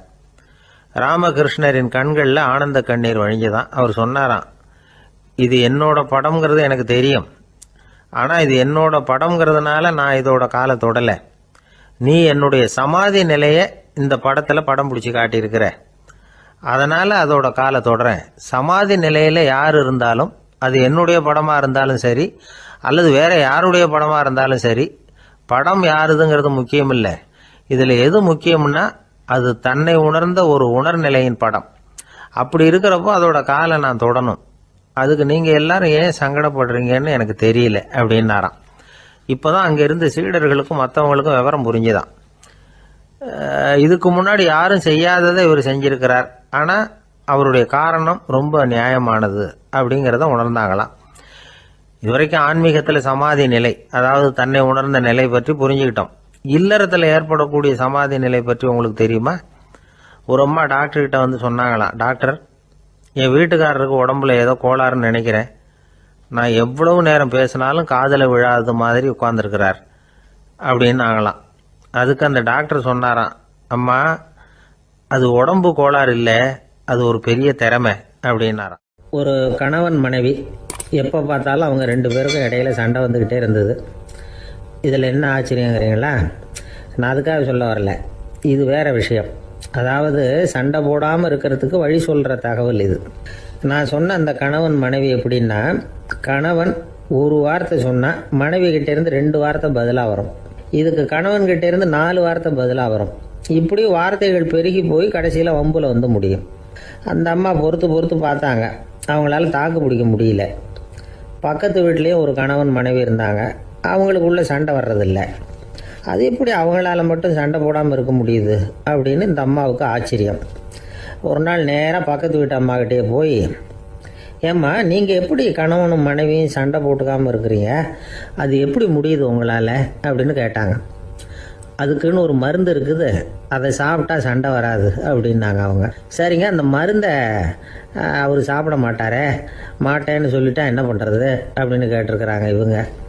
அந்த மருந்து அவருக்கு இல்லைம்மா, உனக்கு தான் அப்படின்னாங்களாம் அவங்க. அப்படியா, அப்படின்னா கொடுங்க, ரொம்ப நல்லதாக போச்சு. அதை எப்படி சாப்பிட்றதுங்கிற விவரத்தையும் சொல்லுங்கள், எங்கே அது கிடைக்குங்கிறதையும் சொல்லுங்கள், வாங்கிக்கிறேன் அப்படின்னு கேட்டாங்களாம் இவங்க. வேறு எங்கேயும் போய் வாங்க வேண்டாம், என்கிட்டே இருக்க அந்த மருந்து அதில் கொஞ்சம் தர்றேன், வாங்கி வச்சுக்க. உன் வீட்டுக்காரர் உன்னோட சண்டையை ஆரம்பிக்கிறப்போலாம் நீ இந்த மருந்தில் ஒரு அவுன்ஸ் வாயில் ஊற்றிக்கணும். அதை உடனே குடிச்சிடக்கூடாது, ஒரு 5 நிமிஷமாவது அது வாயில் இருக்கணும், அதுக்கப்புறம் குடிச்சிடலாம் அப்படின்னு சொல்லி ஒரு பாட்டில் மருந்தை இந்த அம்மா கிட்ட கொடுத்து அனுப்புனாங்களாம். மருந்தை எடுத்துக்கிட்டு இந்த அம்மா வீட்டுக்கு வந்திருக்கிறாங்க. வீடு பூட்டி இருந்ததுனால கணவன் வந்து வாசல்லையே காத்துக்கிட்டு இருக்கிறான். மனைவியை கண்டதும் சண்டை போட ஆரம்பிச்சிட்டான். வீட்டை பூட்டி விட்டு எங்கே போய் தொலைஞ்ச, எவ்வளோ நேரமாக ஒரு மனுஷன் வாசல்லையே காத்துட்டு கிடக்கிறது அப்படி இப்படின்னு கத்த ஆரம்பிச்சிட்டான். மனைவி இதுக்கு பதிலே சொல்லலை. அந்த அம்மா பேசாமல் வீட்டை திறந்தாங்க, சமையல் அறைக்குள்ளே போனாங்க, ஒரு அவுன்ஸ் மருந்தை வாயில் ஊற்றிக்கிட்டாங்க. அன்னைக்கு சண்டை வந்து மேற்கொண்டு வளரவே இல்லை, நின்றுட்டுது. மருந்து பரவாயில்ல. அதுக்கப்புறம் பல சந்தர்ப்பங்களில் சண்டை வரும் போல் இருக்கிற போலாம் இந்த மருந்து அதை நிறுத்தியிருக்கு. பிரமாதமான மருந்தாக இருக்குது இதை கொஞ்சம் அதிகமாகவே வாங்கி வீட்டில் வச்சுக்க வேண்டியது தான் அப்படின்னு முடிவு பண்ணிட்டு இந்த அம்மா மறுபடியும் பக்கத்து வீட்டு அம்மாக்கிட்ட போனாங்க. எவ்வளவு விலையானாலும் சரி, நான் காசு கொடுத்து வாங்கி வச்சுக்கிறேன், எந்த கடையில் இருக்குது இந்த மருந்து சொல்லுங்க அப்படின்னு கேட்டாங்க. இந்த மருந்துக்கு விலையே கிடையாதுங்க, இலவசமாகவே கிடைக்கும்னாங்களாம் அவங்க. அது எப்படி விலையில்லாமல் இதை விற்க முடியுது அப்படின்னு கேட்டாங்களாம் இவங்க. அது மருந்தாக இருந்தால் தானே விலை வைக்கிறதுக்கு, அது வெறும் தண்ணி தானே அப்படின்னாங்களாம். வெறும் தண்ணியாக சண்டையை நிறுத்துது அப்படின்ட்டு இருக்காங்க இவங்க. அது சண்டையை நிறுத்தலை, உன்னோட மௌனம் தான் சண்டையை நிறுத்துது. நீ வாயில் தண்ணியை வச்சுக்கிறதுனால எதிர்த்து பேசுறதில்ல, அதனால் உன்னுடைய கணவர் கோபம் வந்து சாந்தமாயிடுது அப்படின்னாங்களாம் அவங்க. இந்த கதையிலிருந்து சண்டையை நிறுத்துற மருந்து எதுன்னு தெரிஞ்சுக்கிட்டோம் இல்லையா. ஒருத்தர் என்ன பண்ணாரு, பாட்டிலில் வந்து தண்ணியை ஊற்றி வச்சுக்கிட்டு அவர்கிட்ட வர்றவங்களுக்கெல்லாம் இதை சிபாரிசு பண்ணலாம்னு நினச்சிக்கிட்டு உட்காந்துருந்தார். ஒரு அம்மா வந்தாங்க. இதை கேட்டுவிட்டு இதையே ஒரு மருந்து மாதிரி கொடுக்கலாம்ங்கிறது அவர் முடிவு. அதனால் பாட்டிலில் தண்ணி அடைச்சி வச்சுக்கிட்டு அதில் கலருக்காக என்னத்தையோ ஒரு ஜீரகம் அது மாதிரி எதையாவது கலந்து வச்சுக்கிட்டு ஒரு மருந்து மாதிரி ஒரு பாவனையில் வச்சுக்கிட்டு உட்காந்துருக்காரு. யாராவது வீட்டில் சண்டைன்னா என்கிட்ட வாங்க மருந்து தரேன்னு. ஒரு அம்மா வந்தாங்க. எனக்கு என் வீட்டுக்காரருக்கும் அடிக்கடி சண்டை வருதுங்க அப்படின்ட்டு இருக்காங்க. கவலைப்படாதம்மா, நான் ஒரு மருந்து தரேன்னு சொல்லி வீட்டுக்குள்ளே போய் ஒரு பாட்டில் எடுத்து வந்து கொடுத்தாரு. பாட்டிலில் இருக்கிறது என்னங்கிறத சொல்லிவிட்டு அது பேரில் மரியாதை வராது இல்லையா, அதனால் சொல்லலை. அந்த அம்மா வாங்கிட்டு போனாங்க. 4 நாள் கழித்து திரும்பி வந்தாங்க. என்னம்மா வீட்டில் சண்டை நின்று போச்சான்னு கேட்டிருக்காரு இவர். அங்கே நின்று போச்சுங்க, இப்போ உங்ககிட்ட ஆரம்பமாக போகுதுன்னாங்களாம். என்னம்மா அப்படின்ட்டுருக்காரு அவர் பயந்து போய். பின்ன என்னங்க நீங்கள் என்ன மருந்து கொடுத்துருக்குறீங்க என்னங்க அப்படின்னாங்களாம் கோவமாக. அது வெறும் தண்ணி தானே அப்படின்ட்டுருக்காரு இவர். தண்ணியாக இது நல்லா பாருங்கள் அப்படின்னு அந்த பாட்டில் நீட்டினாங்களாம். இவர் வாங்கி பார்த்துருக்காரு. அப்புறம் தான் விஷயம் புரியுது அவருக்கு. இவர் கை தவறுதலாக அவங்க வீட்டில் இருந்த மண்ணெண்ணெய் பாட்டில் எடுத்து அவர்கிட்ட கொடுத்துருக்குறாங்க. அப்புறம் என்ன ஆகும், சண்டை வராது. அர்ஜுனன் கேட்ட கேள்விக்கெல்லாம் பகவான் கண்ணன் வந்து பதில் சொன்னார். அதுக்கு பேர் பகவத்கீதை. அதே மாதிரி உத்தவன் கேட்ட கேள்விக்கும் அவர் பதில் சொல்லியிருக்கிறார். அதுக்கு என்ன பேருனா உத்தவ கீதைன்னு பேர். அது சரி, உத்தவன்னா யார்? கண்ணனுக்கு சின்ன வயசுலேருந்தே தேர் ஓட்டிக்கிட்டு இருந்தவன் அவன் தான். குருஷேத்திர போர் முடிஞ்சது. அதர்மத்தை அழித்து தர்மத்தை நிலைநாட்டி தர்மனுக்கு முடிச்சு விட்டினார் கண்ணபிரான். அதுக்கப்புறம் துவாரகைக்கு திரும்பினார். தான் வந்த காரியம் முடிஞ்சது. அதனால் இளமையிலிருந்தே தனக்கு தேரோட்டியா இருந்து வந்த உத்தவனை கூப்பிட்டார். இதை பாருப்பா, உனக்கு வேணுங்கிறத கேளுன்னார். அவன் தனக்குன்னு எதையும் கேட்கறதுக்கு ஆசைப்படலை. இருந்தாலும் கேள்வி கேட்குறதில் அவன் ரொம்ப கெட்டிக்காரன். அதனால் கேட்க ஆரம்பித்தான். பரந்தாமா, ராஜசூய யாகத்துக்கு தர்மனை கூப்பிட்டு தன்னுடைய அரண்மனையில் விருந்து வச்சான் துரியோதனை. அதுக்கப்புறம் சூதாட்டத்துக்கு கூப்பிட்டான். தர்மன் வந்து தோல்வி அடைகிற மாதிரி பண்ணிவிட்டான். நீங்கள் தான் முக்காலமும் உணர்ந்தவராச்சே, சூதாட்டத்தில் தர்மர் ஜெயிக்கிறது மாதிரி பண்ணியிருக்கக்கூடாதா? இந்த பகடைக்காயை உருட்டுறப்போ நீங்கள் எதிர்பார்த்தது விழற மாதிரி பண்ணியிருக்கலாமே. சரி, அதுதான் இல்லை. வேடிக்கை பார்த்துக்கிட்டு இருந்த பீமன், அர்ஜுனன், நகுலன், சகாதேவன் இவங்களையும் பணையம் வச்சு ஆடுறப்போவாவது காப்பாற்றிருக்கலாம். அதையும் நீங்கள் செய்யலை. பாவம் அந்த அவல பொண்ணு, ஒன்றும் புரியாத ஒன்றும் தெரியாத அந்த உன்னுடைய சகோதரி திரௌபதி, அந்த பொண்ணை வந்து துச்சாதனன் இழுத்துக்கிட்டு வந்து துகில் உரிகிற கட்டத்தில் காப்பாற்றினியே. இது நியாயமா, முறையா, அறமா? இதுதான் உத்தவன் கேட்ட கேள்வி. இதுக்கு பரந்தாமன் பதில் சொல்கிறார். அப்படி கேள் உத்தவா, தருமனை வந்து துரியோதனன் வந்து சூதாட அழைக்கும் பொழுது என்ன சொன்னான் தெரியுமா? நான் பணையம் வைக்கிறேன், எனக்கு பதிலாக என்னுடைய மாமன் சகுனி பகடைக்காய்களை உருட்டுவான்னு சொன்னான். உடனே தருமன் எனக்கு பதிலாக என்னுடைய மைத்துனன் கண்ணன் வந்து பகடைக்காய்களை உருட்டுவான்னு சொல்லியிருக்கலாமே. அப்படி சொல்லலை. என்ன செஞ்சான் தெரியுமா? துரியோதனன் கூட சூதாட்டத்துக்கு சம்மதிச்சுட்டோம், கடவுளே இது என்னுடைய மைத்துனன் கண்ணபிரானுக்கு தெரியக்கூடாது அப்படின்னு வேண்டிக்கிட்டான். இதனால் தருமன் வந்து எனக்கு வந்து மனசால் தடை போட்டுட்டான். அதனால் அரண்மனைக்கு வெளியிலேயே என்னை கூப்பிடுவாங்கன்னு நான் காத்துக்கிட்டு இருந்தேன். பீமன், அர்ஜுனன், நகுலன், சகாதேவன், திரௌபதி இவங்களை பணையம் வச்சு ஆடுறப்போவாவது கூப்பிடுவாங்கன்னு பார்த்தேன். அப்பவும் அவங்க என்னை கூப்பிடல, நினைக்கல. திரௌபதியை வந்து துச்சாதனன் கூந்தலை பிடிச்சி இழுக்கிறான். அப்போ கூட அவள் தன்னுடைய உடல் பலத்தால் தடுக்கிறதுக்கு முயற்சி பண்ணாலே தவிர என்ன நினைக்கல. துரியோதனன் சபைக்கு இழுத்து செல்லப்பட்ட திரௌபதி அறநூல்களையும் அரச நீதிகளையும் சொல்லிக்கிட்டு இருந்தாலே தவிர என்ன நினச்சே பார்க்கல. துகில் உரிகிற கட்டத்தில் தான் ஹரி ஹரி கண்ணா பரந்தாமன்னு கூப்பிட்டா. அதனால தான் அப்போ போய் நான் காப்பாற்றினேன் அப்படின்னா பரந்தாமன். அப்படின்னா நீ அழைச்சாதான் போவியா, நீயா போக மாட்டியா அப்படின்னு கேட்குறான் உத்தவன். ஆமாம், நான் கூப்பிட்டா தான் போவேன். மனிதர்கள் செய்யக்கூடிய செயல்களையெல்லாம் அவங்கவுங்க போக்கிலேயே விட்டுட்டு வேடிக்கை பார்த்துக்கிட்டு இருப்பேன். நான் குறுக்கிட்டு வந்து ஒன்றுமே செய்ய மாட்டேன் அப்படின்னா பரந்தாமன். மனுஷன் தவறு பண்ணுனா திருத்த மாட்டியா, சும்மா பார்த்துக்கிட்டு தான் உட்காந்துருப்பியா அப்படின்னு கேட்குறான் உத்தவன். நான் மனுஷனுடைய உள்ளத்தில் இருக்கிறப்போ என் எதிரில் மனுஷன் தவறு பண்ண மாட்டான் அப்படின்னு ஆனா கண்ணன். அதாவது யார் நினைக்கிறாங்களோ அவங்க உள்ளத்துலலாம் அவன் இருக்கிறான். அப்படி இருக்கிறப்போ தவறு செய்ய மனுஷன் அஞ்சுவான். இதுதான் உத்தவ கீதைங்கிறது. இந்த காலத்துலேயும் சில பேர் பகவான் மாதிரி அடுத்தவங்க கஷ்டப்படுறத வேடிக்கை பார்த்துக்கிட்டு இருக்கிறது உண்டு. அன்னைக்கு அப்படித்தான். நடுத்தெருவில் ஒரு திருடனை பிடிச்சி எல்லாரும் சேர்ந்து அடிச்சுக்கிட்டு இருக்கிறாங்க. ஒரு ஆள் மட்டும் தள்ளி நின்று அதை வேடிக்கை பார்த்துக்கிட்டு இருக்கான். பார்த்துக்கிட்டு சிரிச்சுக்கிட்டு இருக்கிறான். என்ன சார் இது, பாவம் அந்த ஆளை போட்டு அப்படி அடிக்கிறாங்களே அப்படின்னும். அடிக்கட்டும் சார், அவன் அடி வாங்க வேண்டிய ஆள் தான் அப்படின்னா அவன். ஏன் சார் அப்படி சொல்கிறீங்க அப்படின்னு கேட்டோம். பின்ன என்ன சார், நான் ஒருத்தர் பையில் இருந்த பர்ஸை எடுக்கிறதுக்கு முயற்சி பண்ணிக்கிட்டு இருந்தேன். அதுக்குள்ளே அவன் முந்திக்கிட்டு அபேஸ் பண்ணிவிட்டான். பர்ஸை அவன் எடுத்துட்டான். பார்க்கறதுன்னா எடுக்கிறது அவனா? என்ன சார் நியாயம் இது? நல்லா வாங்கட்டும் அப்படிங்கிறான். ஒரு ஊரில் ஒருத்தர் இருந்தான். ஏதோ ஒரு சின்ன அலுவலகத்தில் வேலை பார்த்துக்கிட்டு இருந்தான். ரொம்ப ஏழை. வர்ற கொஞ்சம் வருமானத்தை வச்சு வாழ்க்கையை ஓட்டிகிட்டு இருந்தான். ஒரு நாள் தெரு வழியாக அவன் நடந்து வந்துக்கிட்டு இருக்கிறான். தெருவில் ஒரு காசு கிடந்தது. அதை பார்த்துட்டான். அது குனிஞ்சு எடுத்தான். அது ஒரு பழங்கால காசு. அந்த காசு நடுவில் ஒரு துளை இருந்தது. அதாவது துளையிட்ட நாணயம். பழங்காலத்தில் புழக்கத்தில் இருந்த ஒரு நாணயம் அது. துளையிட்ட நாணயம் கிடைச்சதுன்னா ரொம்ப நல்லது, அது அதிர்ஷ்டம் அப்படின்னு ஒரு நம்பிக்கை உண்டு. இவன் கையில் அது கிடைச்சதும் ரொம்ப சந்தோஷப்பட்டான்.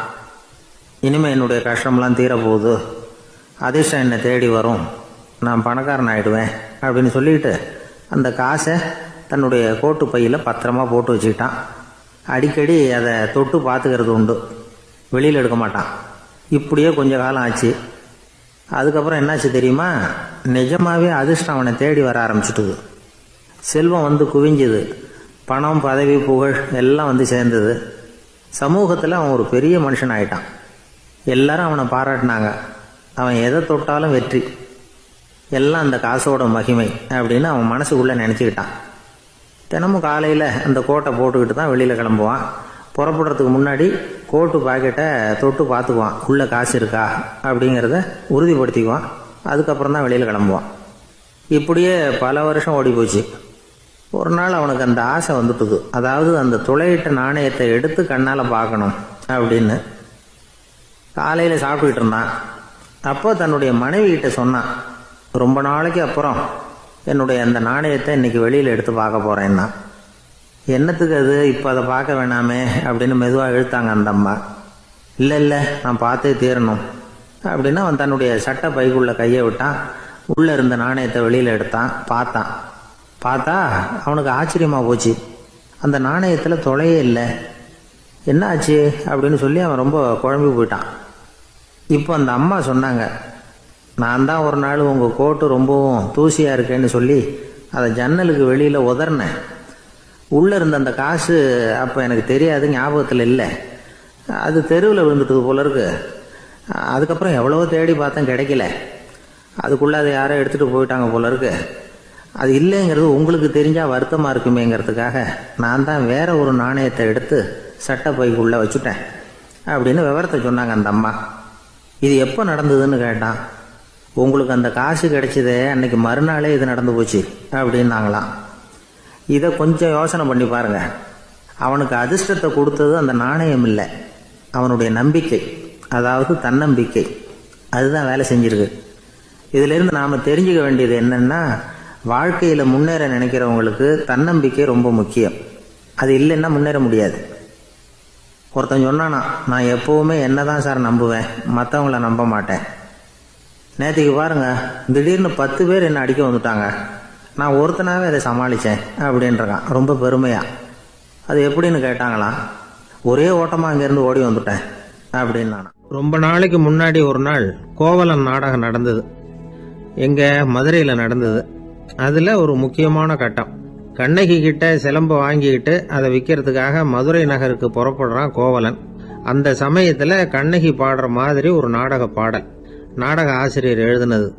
அது என்ன பாட்டுன்னா, மா பாவியோர் கூடி வாழும் மதுரைக்கு மன்னா போகாதீர் என்று அப்படின்னு ஆரம்பிக்கும் அந்த பாட்டு. இதுதான் அந்த பாட்டு. இதை கண்ணகி மேடையில் பாடின உடனே கூட்டத்தில் சலசலப்பு. நம்ம ஊர்லேயே நமக்கு முன்னாடியே நின்றுக்கிட்டு மா பாவியோர் கூடி வாழும் மதுரை அப்படின்னு சொல்கிறாங்களே, என்ன தைரியம் அப்படின்னு எல்லாம் குழப்பம் பண்ண ஆரம்பிச்சிட்டாங்க. மக்கள் சத்தம் போட ஆரம்பிச்சிட்டாங்க. எதிர்ப்பு குரல் அது பாட்டுக்கு வர வர அதிகமாக போட்டுது. கொண்டுகிட்டு வா அந்த நாடக ஆசிரியரை, எழுதுனது யார் அப்படின்னு ஒரே சத்தம், கூச்சல். வேற வழி இல்லை. மெதுவாக மேடைக்கு வந்தார் அந்த நாடக ஆசிரியர். 4 பக்கத்திலிருந்தும் கேள்வி கணைகள். மக்களை பார்த்து கொஞ்சம் அமைதியா இருங்கோ அப்படின்னு சொல்லிவிட்டு தன்னுடைய விளக்கத்தை சொல்ல ஆரம்பிச்சார் அந்த நாடக ஆசிரியர். மா அப்படின்னு சொன்னா திருமகளாகிய லட்சுமி அப்படின்னு அர்த்தம். பா அப்படின்னா கலைமகளாகிய சரஸ்வதி. வி அப்படின்னா மலைமகளாகிய பார்வதி. மா பாவியோர் அப்படின்னா திருமகளும் கலைமகளும் மலைமகளும் இவங்க மூவரும் அப்படின்னு அர்த்தம். இந்த 3 பேரும் வாழ்கின்ற மதுரை புனிதம் நிறைந்தது, சகல செல்வங்களும் நிறைஞ்சது. அப்படிப்பட்ட ஊர்ல நான் அணிந்து கொள்ளும் இந்த சாதாரண சிலம்பை யார் வாங்கிக்குவாங்க அப்படிங்கிற எண்ணத்தோட தான் கண்ணகி அப்படி சொல்றா. அதை நினைச்சுதான் நான் எழுதினேன். ஆகவே மதுரையை ரொம்ப சிரமப்படுத்தணும், ரொம்ப மோசமா எழுதணும் அப்படிங்கிற எண்ணம்லாம் எனக்கு கிடையாது. பெருமைப்படுத்தணும்னு நினைச்சுதான் அப்படி எழுதினேன் அப்படின்னு விளக்கம் கொடுத்தாராம். இந்த விளக்கத்தை கேட்டதும் எல்லாரும் ரொம்ப சமாதானம் ஆயிட்டாங்களாம். இப்படி விளக்கம் கொடுத்த அந்த நாடக ஆசிரியர் யார் தெரியுமா? அவர்தான் தமிழ் நாடக உலகின் முதல் ஆசான் சங்கரதாஸ் சுவாமிகள். அவருக்கு நகைச்சுவை உணர்வும் அதிகம். 1920ஆம் ஆண்டு திருநெல்வேலியில் அவர் தங்கியிருக்கிறார் நாடகம் நடத்துறதுக்காக. அவர் தங்கியிருந்த வீட்டில் கொசு மூட்டை பூச்சி அதிகமாக இருந்திருக்கு. அவரால் தூங்கவே முடியல. அவர் அனுபவித்த தொல்லைகள் ஒரு பாட்டாக உருவாச்சு. வேடிக்கையாக ஒரு பாட்டு எழுதினாராம். மூட்டையும் கொசுவும் ஒரு வீட்டிலே மீட்டிங் போட்டால் முன்னே நிற்க யாரால் முடியும்? கொசு மோகன ராகம் போல சத்தம் போட்டு முன்னே நின்று செய்திடும் யுத்தம். இதை மறுநாள் நாடகத்தில் கோமாளி வேஷம் போட்ட ஒரு சிறுவனை விட்டு பாட வச்சிருக்காரு. எல்லாரும் சிரிச்சு ரசிச்சாங்களாம். சங்கரதாஸ் சுவாமிகள் கல்யாணமே பண்ணிக்கல, துறவி மாதிரியே வாழ்ந்திருக்கார். தமிழ் நாடக கலைக்கு தன்னையே அர்ப்பணம் பண்ணிக்கிட்டவர் அவர். 1922 நவம்பர் மாசத்துல ஒரு நாள் புதுச்சேரியில் அவர் வாழ்க்கை முடிஞ்சுது. அப்போ அவருக்கு வயசு 55. சங்கரதாஸ் சுவாமிகள் நாடக ஆசிரியர் மட்டும் இல்லை, மேடை நாடக இயக்குனர், தயாரிப்பாளர். அவரே ஒரு சிறந்த நடிகர். ஒரு தடவை சாவித்திரி நாடகத்தில் இவர் யமதர்மனா வேஷம் போட்டு நடிச்சிருக்கிறார். நாடகம் பார்த்துக்கிட்டு இருந்த கருவுற்ற ஒரு பெண்மணிக்கு பயத்தினால அங்கேயே குழந்தை பிறந்துட்டு தான். அந்த நிகழ்ச்சிக்கு அப்புறம் இவர் இந்த வேஷம் போடுறப்போலாம் ஜனங்களுக்கு முன்கூட்டியே எச்சரிக்கை கொடுக்க ஆரம்பிச்சிருவாராம். அதாவது அப்படி யாராவது பயப்படுறவங்க இருந்தா கொஞ்சம் கண்ணை மூடிங்க அல்லது எழுந்திரிச்சு போடுங்கன்னு. நடிப்புன்னா அப்படிலாம் இருக்கணும். இந்த காலத்துல நடிகர் ஒருத்தர் சொன்னார், சார் நான் இந்த நாடகத்துல நடிக்கிறப்போ முகத்துல நவரசங்களையும் காட்டி நடிச்சேன், உணர்ச்சிகளை எல்லாம் நல்லா காட்டி நடிச்சேன். அப்படி இருந்து ஜனங்கள் கல்லை எடுத்து மேடையில வீசிவிட்டாங்க சார் அப்படின்னார்.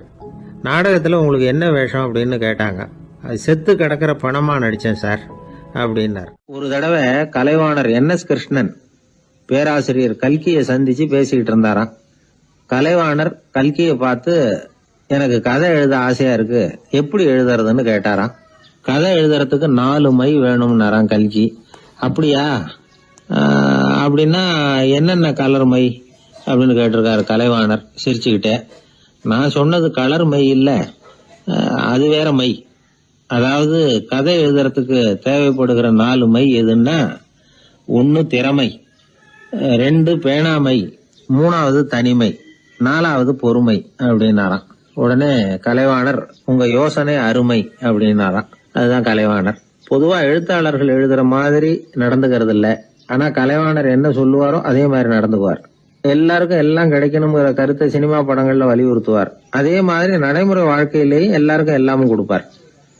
பணம், பதவி, புகழ் இப்படி எதுவுமே இல்லாத ஒரு சாதாரண மனுஷனா இருந்தா கூட இவர் மனுஷனுக்கு கொடுக்கற மரியாதையில கொஞ்சமும் குறைச்சல் இருக்காது. இந்த குணம் சாதாரணமா எல்லாருக்கும் இருக்கிறது இல்ல. அவரு சினிமா தியேட்டருக்கு போய் சினிமா பாக்குறது வழக்கம். அவரு வந்திருக்கிறாருங்கிறது தெரிஞ்சா போதும், வெளியில பிச்சைக்காரங்க கூடிடுவாங்க. இது அவருக்கு தெரியும். வெளியில நம்மளை நம்பி ஒரு கூட்டம் காத்துக்கிட்டு இருக்குமேன்னு நினைப்பார். உடனே ஒரு 100 ரூபா நோட்டை கொடுத்து சில்லறையா மாத்திட்டு வர சொல்லுவார். படம் முடிஞ்சு வெளியில வர்றப்போ சில்லறையோட வருவார். எல்லாருக்கிட்டையும் கொடுத்துருவார். ஏன்னா எல்லாரும் தேடிட்டு வருவாங்க அவரை. என்ன எல்லாரும் சௌக்கியமா இருக்கிறீங்களா அப்படின்னு பிரியமா விசாரிப்பார். ஏதோ ரொம்ப நெருங்கின சொந்தக்காரங்களை விசாரிக்கிறது மாதிரி விசாரிப்பாரு. தன்கிட்ட இருக்கிற சில்லறையை எல்லாருக்கும் சமமா பிரிச்சு கொடுத்துட்டு தான் அங்கிருந்து புறப்படுவார். ஒரு நாள் அது மாதிரி புறப்படுற சமயத்துல ஒரு சின்ன பையனுக்கு சில்லறை எதுவும் கிடைக்கல கொடுக்கறதுக்கு. இது கலைவாணருக்கு தெரியாது. கார்ல ஏறி புறப்பட்டு போயிட்டார். அந்த பையன் காரை புடிச்சுக்கிட்டு பின்னாடியே ஓடியாந்துருக்கிறான். ஐயா, நீங்களே இல்லைன்னு சொன்னா நான் என்ன பண்றது? இன்னைக்கு பட்னி தான், அம்மாவுக்கு வேற உடம்பு சரியில்லை அப்படின்னு கத்திக்கிட்டே ஓடியாந்தானா. கலைவாணர் கவனிச்சுட்டார். உடனே காரை நிறுத்த சொன்னார். இறங்கினார்.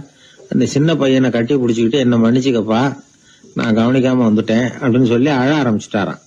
இன்னொரு தடவை இதே மாதிரி ஒரு தியேட்டர்ல இருந்து வெளியில வந்திருக்கிறார். ஒரு ஆள் அவர்கிட்ட நின்றுருக்கார். அவர் கொடுக்கறதுக்கு இவர்கிட்ட பணம் இல்ல. பணம் இல்லையாப்பா அப்படின்னாராம். உங்ககிட்டயே இல்லையா அப்படின்னாராம் அவரு. கலைவாணருக்கு மனசு ரொம்ப சங்கடமா போச்சு. உடனே புறப்பட்டு வீட்டுக்கு போனார். அங்க இங்க தேடி பார்த்து அங்க இருந்த கொஞ்சம் நெஞ்ச சில்லறை எடுத்தார். காரு டிரைவரை கூப்பிட்டார். தியேட்டர் வாசல்ல நின்றுகிட்டு இருந்த ஆசாமியோட அங்க அடையாளங்களை சொன்னார். காரை எடுத்துட்டு போய் அந்த ஆளை கண்டுபிடிச்சு இந்த காசை கொடுத்துட்டு வா அப்படின்னு அனுப்பி வச்சாராம். பிச்சை போடுறதுக்காக காரை அனுப்புனதாக வேற யாரை பத்தியாவது நீங்க கேள்விப்பட்டிருக்கிறீங்களா? அவர் ஒரு வித்தியாசமான மனிதர், வித்தியாசமான கலைஞர். கலைவாணரோட சகோதரர் கல்யாணம் நடந்தது. அதுல தியாகராஜ பாகவதர் கச்சேரி முடிஞ்ச உடனே அதுல சம்பந்தப்பட்ட கலைஞர்களுக்கெல்லாம் கலைவாணர் பரிசுகள் கொடுக்கிறார். அந்த கச்சேரியில கடம் வாசிச்சவருக்கு மட்டும் மத்த எல்லாருக்கும் கொடுத்ததை விட பெருசா ஒரு வெள்ளி கோப்பையை பரிசா கொடுத்தாராம். மத்தவங்களுக்கு எல்லாம் சின்னதா கொடுத்துட்டு கட வித்துவானுக்கு மட்டும் பெருசா பரிசு கொடுக்குறீங்களே ஏன்னு கேட்டிருக்கிறாங்க. அதுக்கு கலைவாணர் விளக்கம் கொடுத்தாராம். இப்பெல்லாம் ரயில்ல கூட்டம் அதிகங்கிறது உங்களுக்கு எல்லாருக்கும் தெரியும். இந்த வித்வான் இவ்வளவு பெரிய மண்பானைய ரயில்ல ரொம்ப பத்திரமா உடையாம ரொம்ப தூரத்துல இருந்து கொண்டு வந்திருக்கிறாரே, அது என்ன சாமான்யமான காரியமா? அவரோட அந்த சாமர்த்தியத்தை பாராட்டுறதுக்காக தான் அவருக்கு இவ்வளவு பெரிய பரிசு அப்படின்னு விழுந்தது. உடனே அவங்களுக்கு ஒரு ஆசை, கபீரை சந்திச்சு பேசணும் அப்படின்னு அவங்க ஆசைப்பட்டாங்க. அவங்க அப்படி ஆசைப்பட்டதுக்கு ஒரு காரணம் உண்டு. ஏன் அப்படி ஆசைப்பட்டாங்கன்னா, 2 ஞானிகளை சந்திக்க வச்சா பல அரிய தத்துவங்களை கேட்கறதுக்கு ஒரு வாய்ப்பு கிடைக்கும். அதனால அவங்க 2 பேரையும் எப்படியாவது சந்திக்க வச்சுடணும் அப்படின்னு அவங்க ஆசைப்பட்டாங்க. அந்த சீடர்கள் தங்களுடைய விருப்பத்தை அவர்கிட்டயே சொன்னாங்க.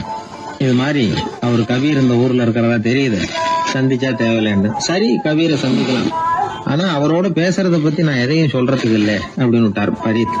ஏன் கபீரோட நீங்க எதுவும் பேச மாட்டீங்களா அப்படின்னு கேட்டாங்க சீடர்கள். அவரோட பேசுறதுக்கு எதுவும் இல்லை. ஏன்னா எனக்கு என்ன தெரியுங்கிறது அவருக்கு தெரியும், அவருக்கு என்ன தெரியுங்கிறது எனக்கு தெரியும். அப்படி இருக்கிறப்ப நாங்க 2 பேரும் பேசிக்கிறதுக்கு என்ன விஷயம் இருக்க போகுது அப்படின்னாரு அவர். இங்க நிலைமை இப்படி. கபீர் இருக்கிற இடத்துல என்ன நடந்தது தெரியுமா? இது மாதிரி பரீத் காசிக்கு வந்திருக்கிறார் அப்படிங்கிற விஷயம் கபீரின் சீடர்களுக்கு தெரிஞ்சது. உடனே அவங்களும் நீங்க ஷேக் பரீத்தை சந்திச்சு பேசணும்னு அவர்கிட்ட கேட்க ஆரம்பிச்சாங்க. அதுக்கு கபீர் சொன்னாராம், நாங்க 2 பேரும் சந்திச்சுக்கிட்டா ஒருத்தர் கட்டி தழுவிக்குவோம், ஆனந்த கண்ணீர் வடிப்போம், வார்த்தைகளால பரிமாறிக்கிறதுக்கு எங்ககிட்ட எதுவும் இல்லை அப்படின்னாராம். இருந்தாலும் 2 பக்கத்துல இருந்த சீடர்களும் அப்படி நினைக்கல. எப்படியும் இவங்க சந்திச்சுக்கிட்டா கொஞ்சமாவது பேசாம இருக்க முடியாது, ஏதாவது பேசிக்குவாங்க அப்படின்னு நினைச்சாங்க. அதனால தொடர்ந்து வற்புறுத்தினாங்க.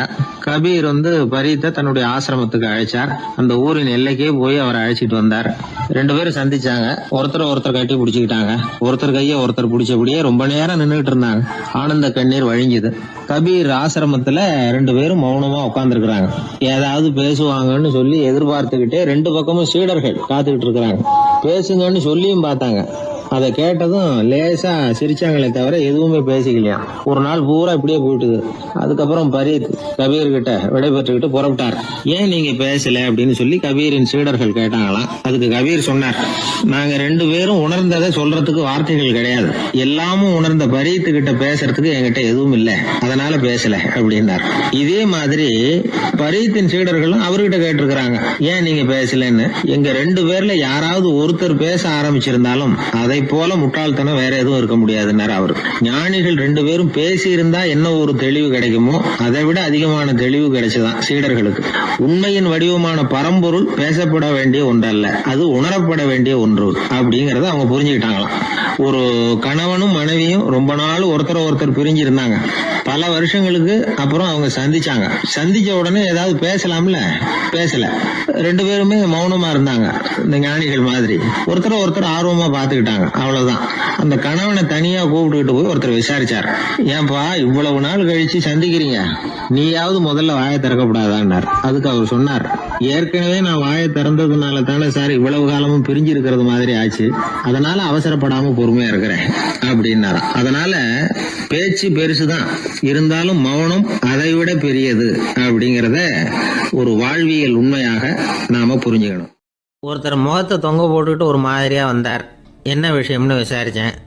என்னுடைய நண்பன் ஒருத்தங்கிட்ட கருத்து வேறுபாடு, இனிமேல் நமக்குள்ளே எந்த சம்மந்தமும் வேணாம்னு நட்பை முறிச்சிட்டு வந்துட்டேன்னா. நண்பர்கள்னு இருந்தால் கருத்து வேறுபாடு வரத்தான் செய்யும்னு. கருத்து வேறுபாடு வராமல் இருக்கிறதுக்கு ஏதாவது வழி உண்டா அப்படின்னு கேட்டாங்க. அதை பற்றி நிபுணர்கள் சில யோசனைகளை சொல்லியிருக்கிறாங்கன்னு. முதல் விஷயம் என்னென்னா, உங்கள் நண்பனுக்கு ஒரு செய்தி சொல்லணும்னா அதை நீங்களே நேரடியாக சொல்லுங்கள், அல்லது உங்கள் கைப்பட கடிதம் எழுதுங்க. அதாவது நேரடி தொடர்பு முக்கியம்.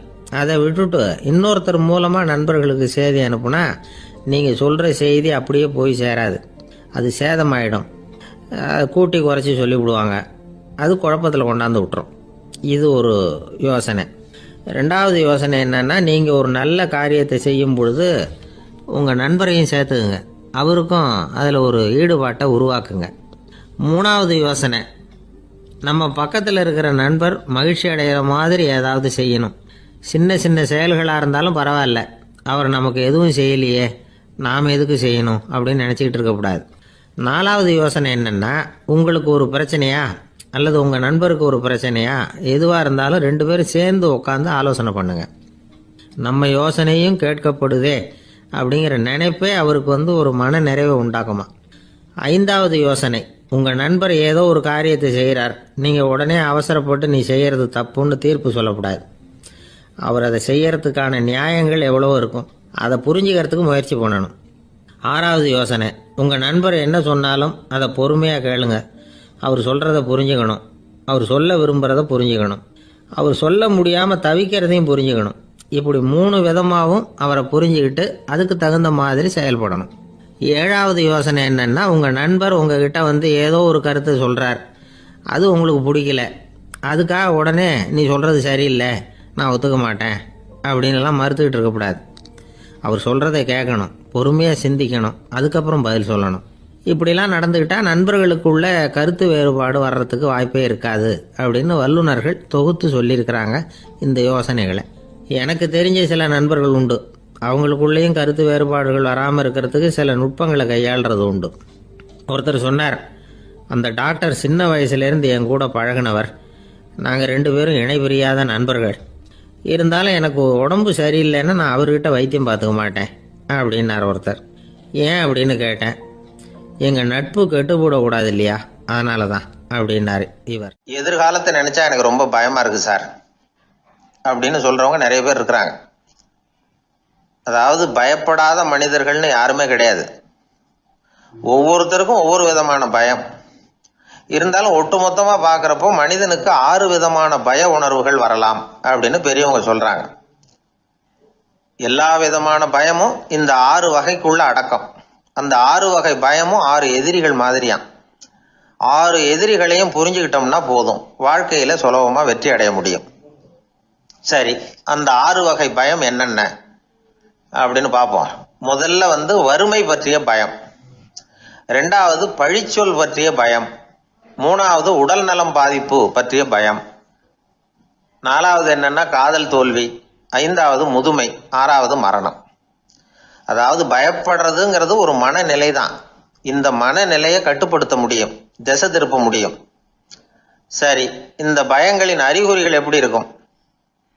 வறுமை பற்றிய பயம் அப்படின்னு முதல்ல சொன்னோம் இல்லையா, அந்த பயத்தின் அறிகுறிகளை தெரிஞ்சுக்குவோம். எதுலேயும் அக்கறை இல்லாமல் இருக்கிறது, ஒரு குறிக்கோள் இல்லாமல் இருக்கிறது, வறுமையை சகிச்சுக்கிறது, வாழ்க்கையில் கிடைக்கிறது எதுவாக இருந்தாலும் ஆட்சேபனை இல்லாமல் ஏற்றுக்கிறது, மனசாலும் உடம்பாலும் சோர்ந்து போயிருக்கிறது, ஆர்வம், முனைப்பு, கற்பனை திறன் எதுவுமே இல்லாமல் இருக்கிறது. இதெல்லாம் தான் அந்த வறுமை பற்றிய பயத்தின் அறிகுறிகள். அந்த அடுத்தது ஒன்று பார்த்தோமே, பழிச்சொல் பற்றிய பயம். அதாவது அடுத்தவங்க நம்மளை குறை சொல்லி விடுவாங்களோ அப்படிங்கிற பயம். இதுக்கு அறிகுறி என்ன தெரியுமா? புதியவர்களை சந்திக்கிறதுக்கு பயப்படுறது, முடிவு எடுக்க முடியாமல் குழம்புறது, பிரச்சனைகளை தவிர்க்க விரும்புறது, தாழ்வு மனப்பான்மை, வரவுக்கு மீறி செலவு செஞ்சு இமேஜை உயர்த்திக்கிறது, குறிக்கோள் இல்லாத வாழ்க்கை, இதெல்லாம் தான் அதுக்கு அறிகுறிகள். 3வது பயம் உடல் நலம் பாதிப்பு பற்றிய பயம், அதாவது நோய் பற்றிய பயம். ஒரு உண்மை என்ன தெரியுமா? டாக்டரை சந்திக்கிற மனிதர்கள்ல 75% பேர் தங்களுக்கு நோய் வந்துட்டுதுங்கிற கற்பனையில் இருக்கிறவங்களாம். நிஜமாவே நோய் கிடையாது அவங்களுக்கு. இந்த பயத்தின் அறிகுறிகள் என்னன்னா, வியாதிக்கான அறிகுறிகள் தன்னிடம் இருக்கிறதாக நினைச்சுக்கிறது, எந்த நேரமும் வியாதியை பற்றியே பேசி பேசி மனசை அங்கேயே வச்சிருக்கிறது, நோய் சம்பந்தமான செய்திகளை படித்து நமக்கு இப்படி ஆயிடுமோ அப்படின்னு வேதனைப்படுறது, இதெல்லாம் தான் அதுக்கு அறிகுறிகள். 4வது பயம் காதல் தோல்வி. இது ரொம்ப வேதனை, உடம்பையும் மனசையும் சீரழிச்சு விடும். ஆண்களை விட பெண்கள் தான் இந்த பய உணர்வுல அதிகமாக பாதிக்கப்படுறாங்க. 5வது முதுமை பற்றிய பயம், 6வது மரண பயம். வயசான காலத்தில் எப்படி சமாளிக்கிறது அப்படிங்கிற பயம். ஆக இதையெல்லாம் நாம் புரிஞ்சுக்க வேண்டியது ரொம்ப அவசியம். இந்த 6 வகை பயங்களை சரியாக புரிஞ்சுக்கிட்டு நாம் நடந்துக்கணும். வாழ்க்கையின் முன்னேற்றத்துக்கு இந்த பயங்கள் முட்டுக்கட்டே ஆகிடக்கூடாது. உழைச்சி பணம் சேர்க்கணும், உற்சாகமாக மனசை வச்சுக்கணும். மனசை கட்டுப்படுத்துகிற மார்க்கம் தெரிஞ்சுக்கிட்டா போதும், எல்லாம் சரியாக வந்துடும். நம்ம ஆள் ஒருத்தன் சொன்னான், சார் எனக்கு வறுமை பற்றிய பயம்தான் இருந்தது, ஒரே ராத்திரியில் 30,000 ரூபா தயார் பண்ணிவிட்டேன், இப்போ எனக்கு இன்னொரு பயம் வந்துட்டுதுன்னா. என்ன பயம்னு கேட்டாங்க.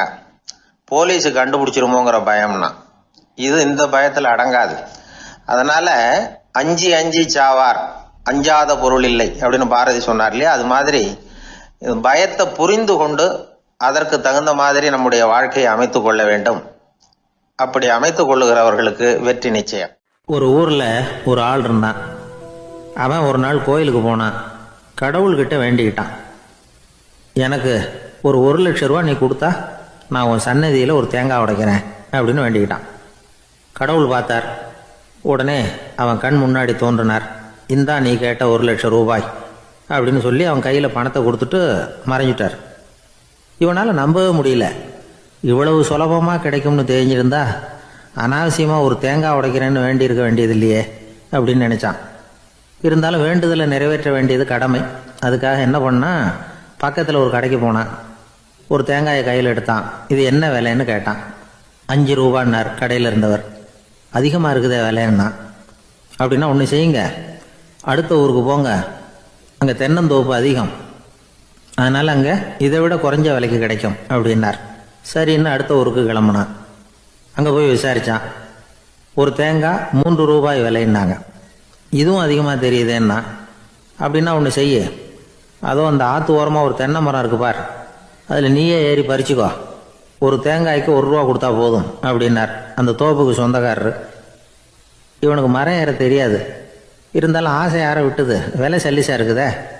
ஆற்று ஓரம் போனால் தட்டு தடுமாறி அந்த மரத்தில் ஏறினா அந்த தென்னை மரம் வளைஞ்சி ஆற்று பக்கம் போய் அப்புறம் நிமிர்ந்து இருந்தது.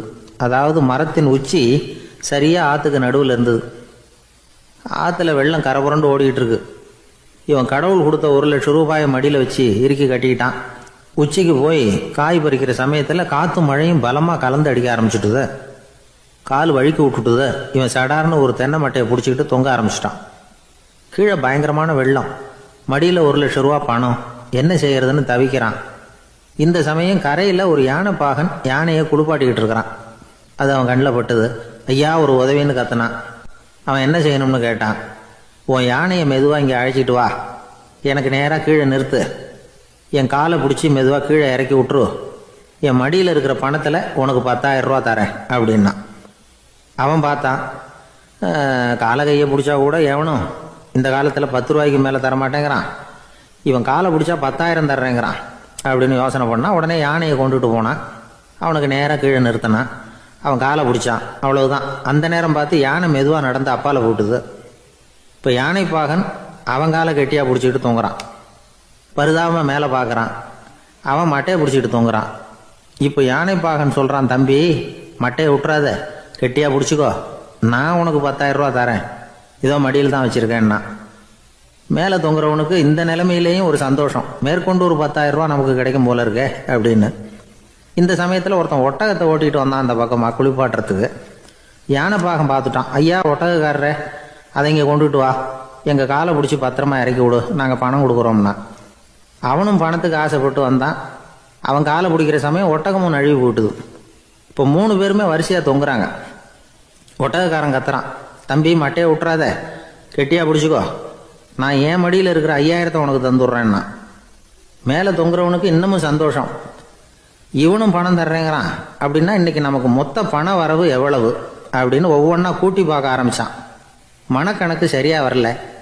அதனால் அப்படியே விரலை விட்டு எண்ண ஆரம்பித்தான். அவ்வளவுதான், மட்டையை விட்டுட்டு கை நழுவி வந்துட்டுது. 3 பேரும் பொத்துன்னு ஆற்றுல விழுந்தாங்க. படாத பாடுபட்டு தட்டு தடுமாறி கரைக்கு வந்து சேர்ந்தாங்க. 3 பேர் மடியில் இருந்த பணமும் ஆற்றோட போட்டுது. பேராசை பெருநஷ்டம் அப்படின்னு ஒரு பழமொழி இருக்குல்ல, அதை விளக்கறதுக்காக சொல்லப்பட்ட கதை இது. இந்த காலத்தில் ஒருத்தர் ஒரு நீச்சல் குளத்தில் நீச்சல் அடிச்சுக்கிட்டு இருக்கிறார். காவலுக்கு இருந்தவர் அதை கவனிச்சுட்டார். கரையிலேருந்து சத்தம் போட்டாராம், இதோ பாருங்க, இங்கே ராத்திரி 8 மணிக்கு மேலே நீச்சல் அடிக்கிறது சட்டப்படி குற்றம், அதுக்கு அனுமதி கிடையாது, தெரியாதா உங்களுக்கு அப்படின்னாராம். இதுக்கு அவரு, ஐயையோ நான் நீச்சல் அடிக்க வந்தவன் இல்லைங்க, சும்மா சுற்றி பார்க்க வந்தவன், தடுமாறி குளத்துல விழுந்துட்டேன், நீச்சல் தெரியாது, அதனால தத்தளிச்சுக்கிட்டு இருக்கிறேன் அப்படின்னு கத்துனாராம். கரையில் இருந்தவர் பார்த்தார், ஓ அப்படின்னா சரி, அதுக்கு ஒன்றும் தடை இல்லை அப்படின்னு சொல்லிவிட்டு அவர் பாட்டு நடந்து போயிட்டாராம். காசியில் இருக்கிற கடவுள் காசி விஸ்வநாதர், அங்கே இருக்கிற தேவி காசி விசாலாட்சி. இவங்க 2 பேரும் ஒரு நாள் பேசிக்கிட்டு இருந்தப்போ கடவுள் சொன்னார், இந்த மனிதர்களை நாம் ரொம்பவும் நம்பிக்கையோடு தான் படைச்சிருக்கிறோம், இருந்தாலும் அவங்களுக்கு தான் நம்பிக்கை இல்லை, எதுலேயும் ஒரு உண்மையான நம்பிக்கை இல்லாமல் வாழ்ந்துக்கிட்டு இருக்கிறாங்க அப்படின்னார். என்ன அப்படி சொல்கிறீங்க? அதை பாருங்கள், எவ்வளவு பேர் காசியை தேடிட்டு வந்து கங்கையில் குளிச்சுக்கிட்டு இருக்கிறாங்க, அவங்களெலாம் நம்பிக்கை இல்லைன்னா இவ்வளவு தூரம் தேடிட்டு வந்து இங்கே குளிப்பாங்களா அப்படின்னு நாங்கள் தேவி. சரி, அதை சோதித்து பார்க்கலாம் அப்படின்னு 2 பேரும் முடிவு பண்ணிக்கிட்டாங்க. உடனே ஒரு திட்டம் போட்டாங்க. அது எப்படின்னா, நாம் 2 பேருமே பக்தர்கள் மாதிரி உருவத்தை மாற்றிக்கிட்டு கங்கை கரைக்கு போக வேண்டியது.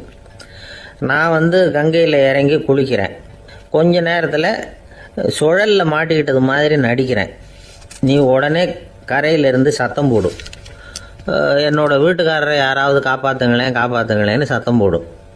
அதோடு இன்னொன்று சொல்லு, யாராவது ஒரு புண்ணிய ஆத்மா அவர்கிட்ட போய் அவருடைய முடியை பிடிச்சி இழுக்கணும், அப்படி ஒரு சாபம் இருக்குது எங்களுக்கு. புண்ணிய ஆத்மா, அதாவது எந்த பாவமும் செய்யாத இல்லாத ஒருத்தர் தான் அவரை காப்பாற்ற முடியும். அப்படிப்பட்டவங்க யாராவது வெள்ளத்தில் குதிச்சு என்னுடைய கணவரை காப்பாற்றுங்கோ அப்படின்னு நீ சத்தம் போடு, கூச்சல் போடு, என்ன நடக்குதுன்னு பார்க்கலாம் அப்படின்னார் கடவுள். சரின்னு சொல்லி 2 பேருமா சாதாரண பக்தர்கள் மாதிரி கங்கை கரைக்கு வந்து சேர்ந்தாங்க. அவர் இறங்கி குளித்தார். திட்டம் போட்டது மாதிரியே சுழலில் மாட்டிக்கிட்டது மாதிரி கத்துனார். கரையில் இருந்த அந்த அம்மா, ஐயோ என் கணவரை காப்பாற்றுங்களேன், யாராவது காப்பாற்றுங்களேன்னு கத்துனாங்க. பல பேர் ஓடி வந்தாங்க. உடனே இவங்க, பாவம் இல்லாத புண்ணிய ஆத்மா ஒருத்தரால் தான் என்னுடைய கணவர் காப்பாற்றப்படணுங்கிறது விதி, அப்படி ஒரு சாபம் இருக்குது, அதனால் புண்ணிய ஆத்மா யாராவது அவர்கிட்ட போய் அவர் முடியை பிடிச்சி தூக்கினா அவரை காப்பாற்றி விடலாம் அப்படின்னாங்க. இவங்க இப்படி சொன்னதும் எல்லாரும் திகைச்சு போய் நின்றுட்டாங்க. ஒவ்வொருத்தருக்கும் அவங்க செஞ்ச பாவம்லாம் ஒவ்வொன்றா ஞாபகத்துக்கு வர ஆரம்பிச்சுட்டுது. சரி, இதுக்கு நாம லாயக்கு இல்லை அப்படின்னு சொல்லி ஒதுங்கி போக ஆரம்பிச்சிட்டாங்க எல்லாம். இந்த சமயத்தில் யாரோ ஒருத்தர் வேகமாக ஓடி வந்தார், ஆற்றுல குதிச்சார். அவர்கிட்ட போனார், முடியை பிடிச்சார், தூக்கினார், அவரை காப்பாற்றி கரைக்கு கொண்டுட்டு வந்துட்டார். அப்படி காப்பாற்றின அந்த ஆளை இவங்க 2 பேரும் தனியாக கூப்பிட்டுக்கிட்டு ஒரு மண்டபத்துக்கு வந்துட்டாங்க. வந்து விசாரிக்கிறாங்க, நீ யாரப்பா அப்படின்னு கேட்குறாங்க. ஏதும் தெரியாத மாதிரி, நான் இந்த ஊர் அன்ன சத்திரத்தில் வேலை செய்கிற ஒரு சமையல்காரன் அப்படிங்கிறார். நீ வந்து கங்கையில் குளிக்கிறது உண்டான்னு கேட்டிருக்காங்க. நான் இந்த ஊர்லேயே தான் இருக்கிறேன், இருந்தாலும் தினமும் கங்கையில் குளிக்கிறது இல்லை, எப்பாவது ஒரு நாள் அங்கே குளிப்பேன் அப்படின்னார். கங்கையில் மூழ்கி எழுந்திரிச்சா பாவம்லாம் தொலையும்னு சொல்கிறாங்க. அப்படி இருக்கிறப்போ அங்கே இன்றைக்கி கங்கையில் குளிச்சுக்கிட்டு இருக்கிறவங்கெல்லாம் தங்களை வந்து புண்ணிய ஆத்மாவா நினைக்கல. கங்கையில் குளிக்காத நீ உன்னை வந்து புண்ணிய ஆத்மாவா நினச்சி என்னை காப்பாற்ற வந்திருக்கிற, அது எப்படி அப்படின்னு கேட்டார். அதுக்கு அந்த ஆள் சொல்கிறான், கங்கையில் குதிச்சதுக்கு அப்புறம் தானே உங்களை காப்பாற்ற போகிறோம், அப்படி குதிக்கும் பொழுது என்னுடைய பாவம்லாம் போயிருக்கும்ல, நான் புண்ணிய ஆத்மாவாக ஆயிருப்பேனே, அதனால தான் துணிஞ்சு வந்து உங்களை காப்பாற்றினேன் அப்படின்னா. கடவுளும் தேவியும் அவனுக்கு வந்து காட்சி கொடுத்தாங்களாம். இப்படி ஒரு கதை உண்டு. அதாவது கங்கையில் குளிச்சுக்கிட்டு இருக்கிறவங்களுக்கே தங்களுடைய பாவம் போகுங்கிற நம்பிக்கை பரிபூர்ணமாக இல்லை, குளிக்காத ஒருத்தனுக்கு அந்த நம்பிக்கை இருந்தது. அதனால் அவனால் கடவுளை பார்க்க முடிஞ்சது. கடவுளை வந்து நாமளும் பார்க்க முடியுமா முடியாதா அப்படிங்கிற குழப்பம்லாம் நமக்கு வேண்டியதில்லை. நம்பிக்கையோடு வாழணுங்கிற உண்மையை மட்டும் இந்த கதையிலேருந்து புரிஞ்சுக்கிட்டா போதும். ஏன்னா இந்த கதையை கேட்டுட்டு ஒரு நண்பன் குதர்க்கமாக ஒரு கேள்வி கேட்டான். ஏன் சார், கங்கையில் குளித்தா பாவம் போயிடும்னு சொல்கிறீங்களே, நான் எனக்கு வேண்டாத ஒருத்தனை அழைச்சிட்டு போய் கங்கையிலேயே தள்ளி விட்டுட்டு அதுக்கப்புறம் அங்கேயே முழுக்க போட்டுட்டு நான் செஞ்ச பாவத்தை வந்து அதுலேயே கழுவி விட்டுட்டு மறுபடியும் உங்ககிட்ட வந்துடுறேன்னு வச்சுக்கோங்க, நீங்கள் என்னை வந்து புண்ணிய ஆத்மான்னு ஏற்றுக்குவீங்களா அப்படிங்கிறான். ஆள் கொஞ்சம் அசந்தான் நம்மளே அங்கே அழைச்சிட்டு போனாலும் போயிடுவோம். ஒரு பெரியவர் உட்கார்ந்துருக்கிறார். அவரை சுற்றி அவருடைய தோழர்கள் உட்கார்ந்துருக்கிறாங்க. ஏதோ ஒரு முக்கியமான செய்தியை அவர் வந்து அவங்களுக்கு சொல்லிக்கிட்டு இருக்கிறார். அவங்களும் ஆர்வமாக கேட்டுக்கிட்டு இருக்கிறாங்க. இந்த சமயத்தில் யாரோ ஒரு ஆள் வேகமாக அங்கே வர்றார். வர்ற வேகத்திலேயே எனக்கு ஏதாவது உதவி செய்யுங்க அப்படின்னு கேட்டுக்கிட்டே வர்றார். கேட்கறது உதவி, ஆனால் குரல் வந்து மிரட்டுறது மாதிரி இருக்கு, அதட்டி கேட்கறது மாதிரி இருக்கு. இதை கேட்டதும் அந்த பெரியவர் ஆத்திரப்படலை, ஆனால் அவரை சுற்றி இருந்தவங்க ஆத்திரப்பட்டாங்க. இதை பெரியவர் கவனிச்சார். கொஞ்சம் அமைதியாக இருங்கன்னார். வந்தவரை கூப்பிட்டார். அவருக்கு சில பொருள்களை கொடுத்தார். என்னங்க இப்போ உங்களுக்கு மகிழ்ச்சி தானே அப்படின்னார். ஆ அப்படின்னு அலட்சியமாக அவர் சொல்கிறார். நான் உங்களை நல்ல முறையில் நடத்தினேன்னா அப்படின்னு கேட்குறாரு அவர் மறுபடியும். அதெல்லாம் ஒன்றும் இல்லை அப்படின்னு சொல்லி அவர் சொல்லிகிட்டு இருக்கிறாரு. குரலில் வந்து கடுமை குறையில. சுற்றி இருந்தவங்களால இதை பொறுத்துக்க முடியல. கோபத்தோடு அவரை நோக்கி நெருங்க ஆரம்பித்தாங்க. பெரியவர் அவங்களையெல்லாம் தடுத்து நிறுத்தினார். வந்தவரை வாங்க என்னோட அப்படின்னு சொல்லி அழைச்சிட்டு போனார். வீட்டுக்கு போனார். அங்கே போனதும் இன்னும் சில பொருள்களை எடுத்து அவர்கிட்ட கொடுத்தார். இப்போ திருப்தி தானே, நான் உங்ககிட்ட நல்ல முறையில் நடந்துக்கிட்டேனா அப்படின்னார். அவர் முகம் இப்போ தான் கொஞ்சம் மலர்ந்தது. ரொம்ப நன்றி, இறைவன் வந்து உங்கள் குடும்பத்துக்கு எல்லா நன்மைகளையும் செய்வான் அப்படின்னு சொன்னார். இதே வார்த்தைகளை என்னுடைய தோழர்கள்கிட்டே வந்து சொல்லிட்டீங்கன்னா அவங்க கோபம் தணிஞ்சிரும், வர முடியுமான்னார். கண்டிப்பாக வர்றேன் அப்படின்னாரு. மறுநாள் காலையில் அந்த இடத்துக்கு வந்தார். அதே மாதிரி சொல்லிவிட்டு அவர் போயிட்டார். தோழர்கள்லாம் ரொம்ப வியப்போடு பெரியவரை பார்த்தாங்க. அந்த பெரியவர் தான் நபிகள் நாயகம்.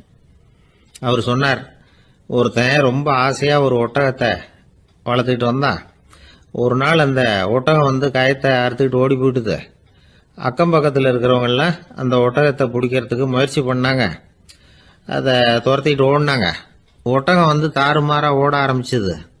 இந்த சமயத்தில் ஒட்டகத்தை வளர்த்தவன் அங்கே ஓடி வந்தான். நீங்கள் அதை ஒன்றும் செய்ய வேணாம், விட்டுருங்க. அதோட சுபாவம் எனக்கு நல்லா தெரியும். அதை சுலபமாக என்னோட வழிக்கு கொண்டுட்டு வந்துட முடியும். நான் பார்த்துக்கிறேன், விட்டுருங்க அப்படின்னா. எல்லாரும் விலைக்கு போயிட்டாங்க. இவன் என்ன செஞ்சான் தெரியுமா? கொஞ்சம் புல்லை கையில் எடுத்துக்கிட்டு அந்த ஒட்டகத்தை நெருங்கினான். அவ்வளவுதான். அது ஓடி வந்து இவன் காலடியில் உட்காந்துக்கிட்டது. செல்லமாக அதை அப்படியே தடவி கொடுத்தான். முதுகில் ஏறி உட்காந்துக்கிட்டான். அது பாட்டுக்கு சாதுவாக நடந்து போகுது. இந்த கதையை நபிகள் நாயகம் தம்முடைய தோழர்களுக்கு சொல்றார். ஒட்டகத்தை மட்டும் இல்லை, சில மனிதர்களையும் கூட சில விதத்தில் அணுகிதான் அவர்களை வந்து சீர்திருத்த வேண்டியிருக்குது அப்படிங்கிறத அவங்களுக்கு உணர்த்தினார். இது ஒரு அழகான உளவியல் அணுகுமுறை. சில குடும்ப தலைவர்கள் கூட இந்த ஒட்டகம் மாதிரி நடந்துக்கிறது உண்டு, அப்புறம் அடங்கி போகிறதும் உண்டு. ஒரு குடும்ப தலைவர் காலையில் எழுந்திரிச்சதுலேருந்து சத்தம் போட்டு கத்திக்கிட்டு இருப்பார். பக்கத்தில் இருந்தவங்கெல்லாம் ஓடி போய் சமாதானம் பண்ணி பார்த்தாங்க. அவர் ஓயறது மாதிரி தெரியல. கடைசியில் அவர் மனைவி வந்தாங்க.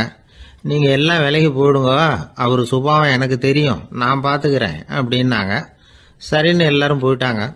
சாயந்தரமாக வந்து பார்க்குறாங்க, அவர் சத்தம் இல்லாமல் ஒரு மூலையில் உட்காந்துருக்கிறார். ரொம்ப சாதுவா. ஆச்சரியமாக இருந்தது. என்னம்மா பண்ணீங்கன்னு கேட்டாங்க.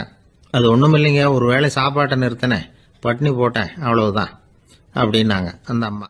ஒரு பள்ளிக்கூடம் வகுப்பு நடந்துகிட்டு இருக்கு. ஆசிரியர் பாடம் நடத்திக்கிட்டு இருக்கிறார்.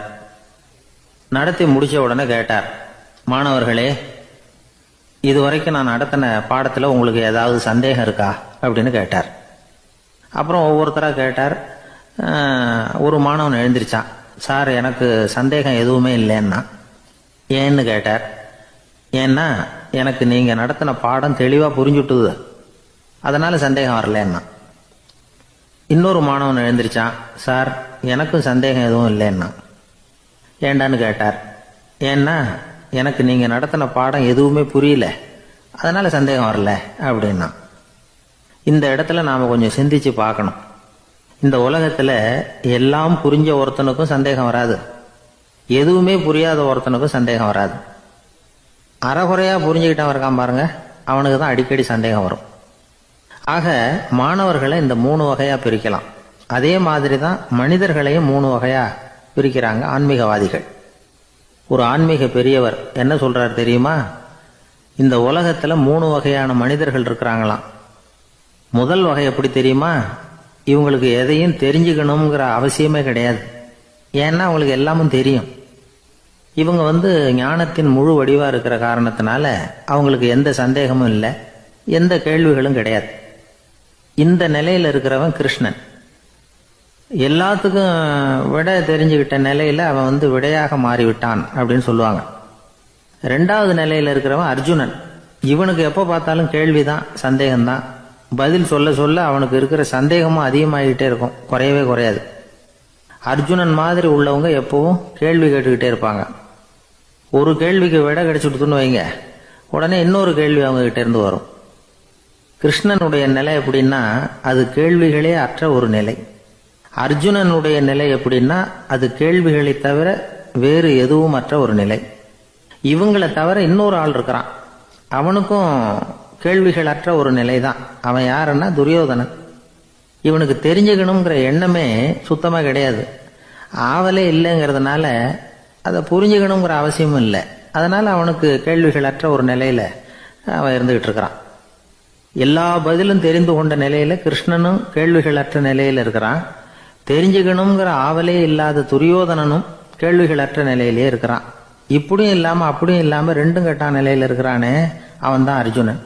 அதனால பெரியவங்கள்லாம் என்ன சொல்றாங்கன்னா, இந்த உலகத்துல அர்ஜுனன்களா இருக்கிறவங்க ஒண்ணு துரியோதனனா மாறிடணும், இல்லைன்னா கிருஷ்ணனா மாறிடணும். இதை தவிர வேற வாய்ப்பு இல்லை. துரியோதனன் மாதிரி உள்ளது விலங்கு நிலை, கிருஷ்ணன் மாதிரி உள்ளது தெய்வ நிலை. அர்ஜுனன் விலங்காவும் ஆக முடியல, தெய்வமாவும் ஆக முடியல. இப்படி ரெண்டும் கெட்டானா இருக்கிற வரைக்கும் இந்த கேள்விகளும் பிரச்சனைகளும் இருந்துகிட்டே தான் இருக்கும். இதுதான் பெரியவர்கள் சொல்லுகிற அனுபவ உண்மை. ஒரு ஆசிரியர் ரொம்ப விரிவா விளக்கமா பாடம் நடத்தின பிறகு, மாணவர்களே ஏதாவது சந்தேகம் இருந்தா கேளுங்கன்னாராம். ஒரு மாணவன் எழுந்திருச்சான். சார், எனக்கு ஒரு சந்தேகம்னா. என்னன்னு கேட்டார். இது வரைக்கும் என்ன பாடம் சார் நடத்துனீங்க அப்படின்னா அந்த பையன். ஒரு ஊர்ல ஒரு பெரியவர் இருந்தார். அவரு ஒரு கோடீஸ்வரர். நிறைய நல்ல காரியங்கள்லாம் செஞ்சுக்கிட்டு இருந்தார். அவரை தேடி நிறைய பேர் வருவாங்க. இவரும் தன்னால முடிஞ்ச உதவியை அவங்களுக்கு செய்வார். ஒரு சமயம் 3 பிச்சைக்காரர்கள் இவரை தேடி வந்தாங்க. ஏதாவது பொருள் உதவி பெறலாம்னு நினைச்சு 3 பேரும் ஒரே நேரத்துல வரல, தனித்தனியா வந்தாங்க. முதல் பிச்சைக்காரன் காலையில வந்தான். இவர் முன்னாடி நின்னான். ஐயா, எனக்கு 5 ரூபா வேணும், தயவு பண்ணி கொடுங்க அப்படின்னு கேட்டான். இவன் இப்படி கேட்டது அவருக்கு கோவம் வந்துட்டுது. என்ன இது, நான் ஏதோ உங்ககிட்ட கடன் பட்டிருக்கிறது மாதிரியும் அதை திருப்பி கொடுன்னு கேட்கறது மாதிரியும் இருக்குது. இவ்வளவு அதிகாரத்தோட பிச்சை கேட்கிறேன், எவ்வளவு துணிச்சல் உனக்கு 5 ரூபாயெல்லாம் தர முடியாது, இந்த 2 ரூபா எடுத்துட்டு ஓடு அப்படின்னு சொல்லி ஒரு 2 ரூபாயை தூக்கி எறிஞ்சார். அவன் அதை எடுத்துக்கிட்டு அங்கிருந்து போயிட்டான். அடுத்தபடியா மத்தியானமே ஒரு பிச்சைக்காரன் வந்தான். இவன் எப்படி கேட்டான் தெரியுமா? ஐயா, 10 நாளா ஒருவேளை உணவு கூட சாப்பிடல, தயவு பண்ணி எனக்கு உதவி பண்ணுங்கன்னா. உனக்கு எவ்வளவு வேணும்னு கேட்டார். நீங்களா பார்த்து எவ்வளவு கொடுத்தாலும் அது எனக்கு போதும்னா. இந்தா 10 ரூபா, இதை வச்சுக்கோ, ஏதாவது வாங்கி சாப்பிடுனார். அவன் அந்த 10 ரூபாய வாங்கிட்டு போயிட்டான். அதுக்கப்புறமா சாயந்தரமா 3வது பிச்சைக்காரன் வந்தான். இவன் கேட்ட விதம் எப்படி தெரியுமா? மகாராஜா, உங்களுடைய உயர்ந்த குணத்தை பத்தி நான் நிறைய கேள்விப்பட்டிருக்கிறேன். அதனால உங்களை பார்த்து தரிசனம் பண்ணிவிட்டு போகலாம்னு வந்தேன். அற வழியில வாழ்ந்து கொண்டிருக்கிற நீங்கள் தான் கண்கண்ட தெய்வம் அப்படின்னா. உடனே அந்த பெரியவர் என்ன சொன்னார் தெரியுமா? ஐயா, தயவு பண்ணி உட்காருங்க, நீங்க ரொம்ப களைச்சு போய் வந்திருக்கிறீங்க, முதல்ல சாப்பிடுங்க, மத்ததெல்லாம் அப்புறம் பார்க்கலாம்னு சொல்லி அவனை உட்கார வச்சு சாப்பாடு போட்டார். அவன் சாப்பிட்டு முடிச்சான். அதுக்கப்புறம் இவர் கேட்டார், இப்ப சொல்லுங்க, நான் என்ன பண்ணணும் உங்களுக்குன்னார். அந்த பிச்சைக்காரன் இந்த அன்புக்கு நிகழ்ந்து, ஐயா, பசியோட வந்தேன், அறுசுவை விருந்தே படைச்சுட்டீங்க, அது போதும், எனக்கு வேற எதுவும் தேவையில்லை. நீங்க என் பேர்ல காட்டுற அன்பை நான் எப்பவும் மறக்க மாட்டேன். உங்களுக்கு எல்லாம் நல்லபடியா நடக்கும், உங்களுக்கு ஒரு குறையும் வராதுன்னா. இவனுடைய பரிவான இந்த வார்த்தைகள் அவர் மனசை தொட்டுது. அவன் பேர்ல இருந்த அன்பு பல மடங்கு அதிகமாச்சு. அதோட விளைவு என்ன தெரியுமா?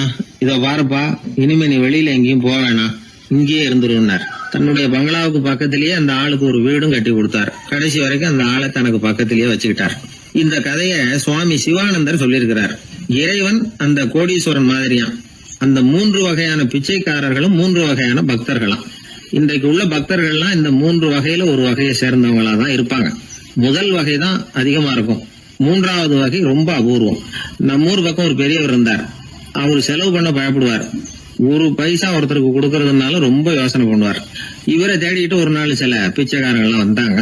ஐயா, நாங்கெல்லாம் சேர்ந்து ஒரு பிச்சைக்காரர்கள் சங்கம்னு ஆரம்பிக்கிறோம், அதுக்கு நீங்க ஒரு 1000 ரூபாய் நிதி உதவி பண்ணுனா தேவையில்லைன்னாங்க. அதெல்லாம் ஒன்னும் கொடுக்க முடியாது, அவ்வளவு பணம்லாம் என்கிட்ட கிடையாதுன்னு விட்டார் அவர். சரி, ஒரு 100 ரூபாயாவது கொடுங்களேன் அப்படின்னு கேட்டிருக்கிறாங்க. அதுவும் முடியாதுன்னார். இவங்க இன்னமும் இறங்கி வந்தாங்க. சரி ஒரு 10 ரூபாயாவது கொடுங்க அப்படின்னு கேட்டு பார்த்தாங்க. அதெல்லாம் கிடையாதுன்னு ஒரே முடிவா சொல்றாரு அவரு. கடைசியா ஒரு 10 காசாவது கொடுங்க சார், வாங்கிட்டு போறோம் அப்படின்னு கேட்டாரு ஒருத்தர் இந்த கும்பல்ல இருந்து. அது கூட என்கிட்ட கிடையாதுன்னு ரொம்ப துல்லியமா சொல்லிவிட்டாரு அந்த பெரிய மனிதர். அதாவது எதுவுமே கொடுக்க முடியாது, நீங்க போயிட்டு வாங்கன்னு விட்டார். அப்போ இந்த கும்பல்ல இருந்து ஒருத்தர் சொன்னார், சரி நீங்க எதுவுமே தர முடியாதுங்கிறீங்க, அப்படின்னா ஒண்ணு செய்யுங்களேன்னாங்க. என்ன செய்யணும்னாரு. பேசாம நீங்களும் எங்க சங்கத்துல ஒரு மெம்பரா சேர்ந்துருங்க அப்படின்னாங்களாம். இப்படி இருக்கிற மனிதர்கள் அதிகம். அதனால இந்த 3 பிச்சைக்காரர்கள் அப்படிங்கிற இந்த கதையிலிருந்து நாம புரிந்து கொள்ள வேண்டியது, எப்படி பேசணும், எப்படி பக்தி செலுத்தணும், எப்படி இந்த உலகத்துல வாழணும் அப்படிங்கிற கருத்து பூராவும் இந்த அறவுரையிலிருந்து நாம புரிந்து கொள்ளலாம். ஒரு நண்பர் ஆனந்தமா சிகரெட் பிடிச்சிக்கிட்டு இருந்தார். இந்த பழக்கத்தை விட்டுவிடுங்களேன் அப்படின்னு சொல்லி பார்த்தோம். விட்டுடலாம்னு தான் பாக்குறேன், ஆனா முடியலையேன்னார்.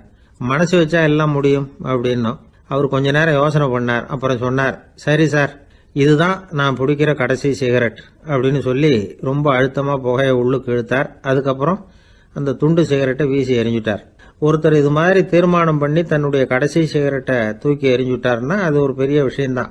அதுக்கு பிறகு அவர் உடம்புல படிப்படியா என்னென்ன மாற்றங்கள் நடக்கும் அப்படிங்கறத பத்தி ஒரு விவர பட்டியலே வெளியிட்டிருக்கிறாங்க. அது என்ன விவரம் தெரியுமா?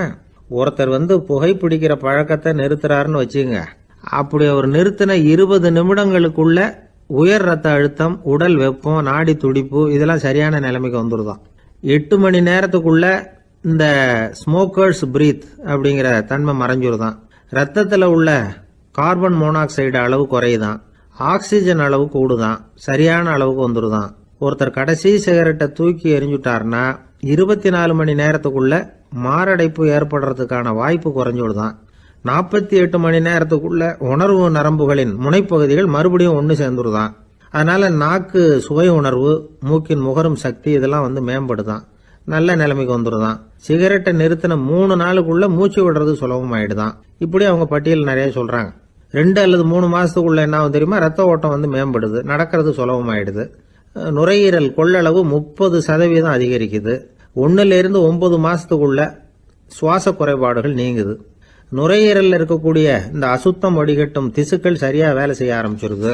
1 வருஷத்துக்குள்ள இந்த இதய அழுத்த நோய்க்கான வாய்ப்பு பாதியா குறைஞ்சிருது.